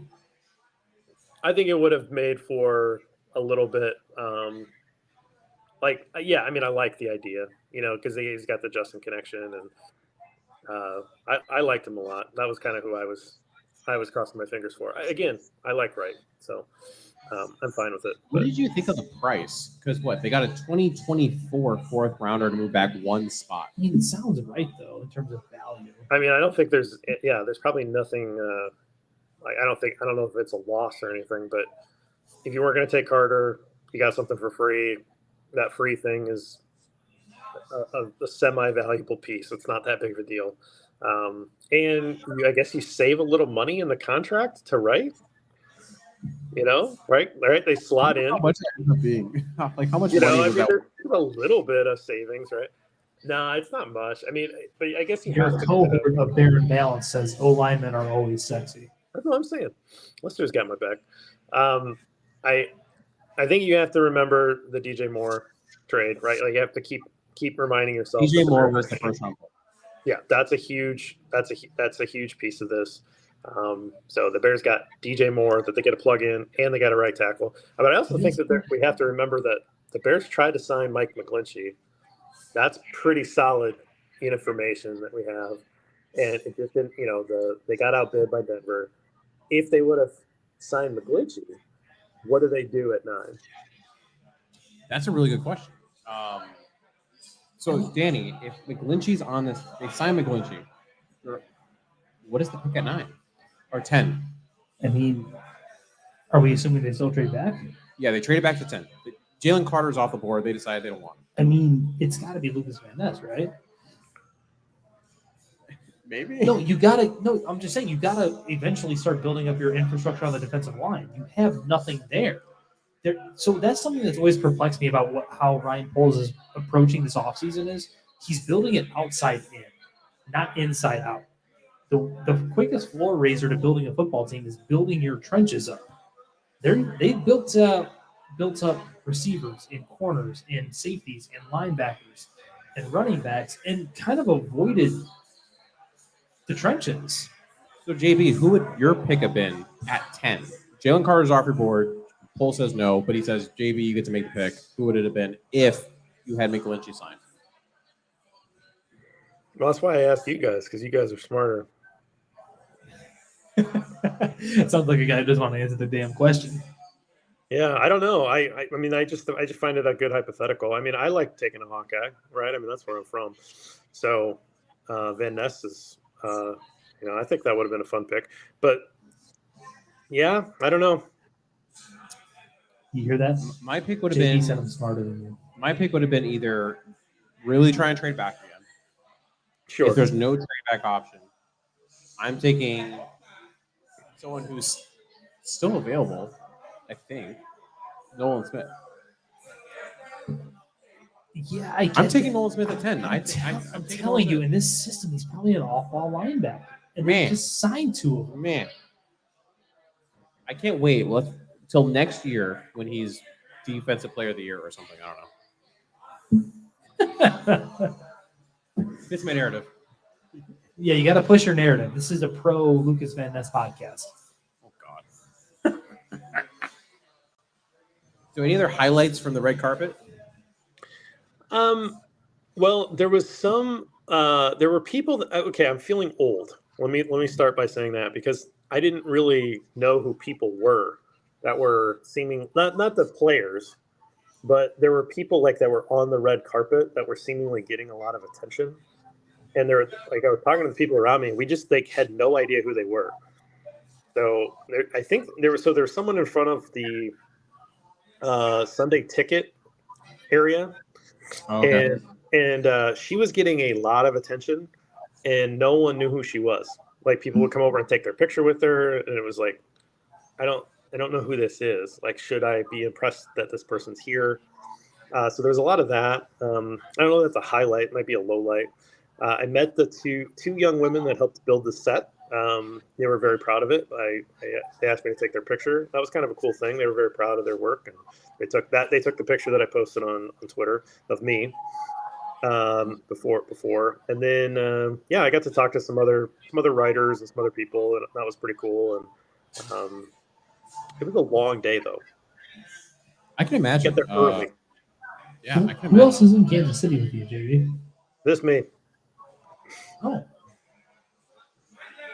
That's another thing. If we ever do this again, we need a second person, because it's not actually very fun just by yourself. I mean, it's fine, but like, we'll make it a tripod. I mean, Mason and I will both come. I was gonna say, there's no way. Like, would you have wanted to do this by yourself? No, we were actually talking about this earlier. Like, trying to do a solo pod or a solo anything is very hard because there's so much dead air and dead space. Like, there was a point earlier in the show when, like, we were getting to the first 6 or 7 picks where we had the raffle tickets we were selling, and I'm like trying to multitask, listening to Aaron and selling, like, and ripping off tickets, and I couldn't do it. Like, and Mason's just like, you're like, yeah, I'm just gonna keep walking myself in circles talking because Danny is just not present right now because he's trying to rip raffle tickets off.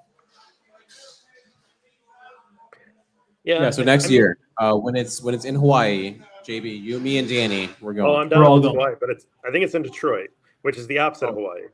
Okay. No. I do think I got a couple of good jokes off on Twitter tonight. So I think that might have been the highlight, right? There was a mascot that was in a Old Spice deodorant stick. Also had a bow tie on. The mascot, and I tweeted out, who are you wearing? And the response being, Spirit Halloween, right? Anyway. So that one was pretty good. And there was a couple others I thought I got off. So. All right. So what we're gonna do next year, we're gonna rent an Airbnb where A bunch Yep. of us can all go. Have us all on cam. Have us all mic'd up. And it's only like a 4-hour We'll just do ride. that. I think that works. I think it'd be a lot more fun. Yeah, you know what? I'm getting the feeling they want us to wrap it up. Yeah, they're about to kick us out of this brewery, so we're gonna wrap this up. We're gonna wrap Jay. this up, James. All right. Well, I'm glad I got to talk to you guys. Thanks for All doing the this. chairs are stacked up. Hey, JB, you're looking great, though, my friend. Thanks, guys. All right. All right, That was take care. JB. Thanks Yep. for hopping on. Have a good one, JB. Appreciate you. See you, Jeff. But yeah, we're gonna wrap it up here. We got the Right after the Vikings pick is announced, we'll wrap it up here. It's gotta be Will Levis, right? Hendon Hooker? If Hendon Hooker gets picked here over Will Levis, oh god, the narrative is something I would I'm here for I would chaos. love. I would love the narrative because it does two things. Either one, like I don't have anything against Hendon Hooker, but he's older. He's coming off a major injury, and he's not that good. He's okay. I don't think Levis is that much better, but he's better. I have a 3rd-round grade on Hendon Hooker. But again, for those listening still, I'm an idiot. So don't listen to me unless you want to. I mean, the Vikings are also the group that took same year as Justin. He's on the team anymore. Quarterback. Oh, from Texas A&M. I made a whole draft about him actually because I liked him as a Kellen Mond. Kellen Mond. Yep. Viking selection is in. What the hell? Another receiver for Kirk Cousins. Kirk to- Cousins to airmail. is here to eat everybody. God damn it, Kirk. You done fucked it up. All right. Well, I mean, Jordan Addison. Some people thought he was going to fall in second. Yeah, some people did. I mean, I thought he was a 2nd-round pick. I don't particularly like Jordan Addison. He can't be small and slow. He's both of those things. But All right, good for him. the film doesn't lie. He's very productive on film. Transferring from Pittsburgh with Kenny Pickett last year to playing with. It keeps the Vikings mid. He's not bad. It just doesn't elevate them. He's also like 172 pounds. All right. Well, I can't. I don't like. You can be small or you can be slow. You're not allowed to be both. all right. Right now, this is the last sentence you get on the podcast. Sure. Which NFC North team has a better day? Oh, God. I would say the Packers probably had the best day just because they got the player I would deem the best on the board. I would say the Vikings had the worst day, and I would say the Bears had the best day. It's a little homery, but at the end of the day, they got a position I'm sorry. that they I thought needed. you meant outside of the Oh, Bears. no. I thought you meant we were talking outside No, of and Chicago. all four. All four, probably the Bears. They filled Okay. a position need. They got probably the arguable best right tackle in the class. Well, there you go. All right. So If we're talking outside the Bears, it was the Packers because Lucas. Bears won the NFL draft. They won. Eagles. Eagles look real good. All right, that's all we got for today. Appreciate all those who came out. If you're going to listen to this later, I don't know why you would. This is 4 hours long. But thank you for those coming out. You're gonna hate us. We are hoping that in the future that we can do something like this again. Meet us there next time. If you have places you want us to go to, let us know. Like if you're like, hey, we'd love to have you come to Indy, or we'd like to have you come to Hawaii. Let us know and pay for us to fly out. Hey, we want you to come to Short Fuse or something. Yeah, I don't know. If short fuse, we want you to do something more in the city. We want you to do something more in this, a little more southern Illinois. Let us know. This is awesome. This is fun. It's so much fun. But bear down. Chicago.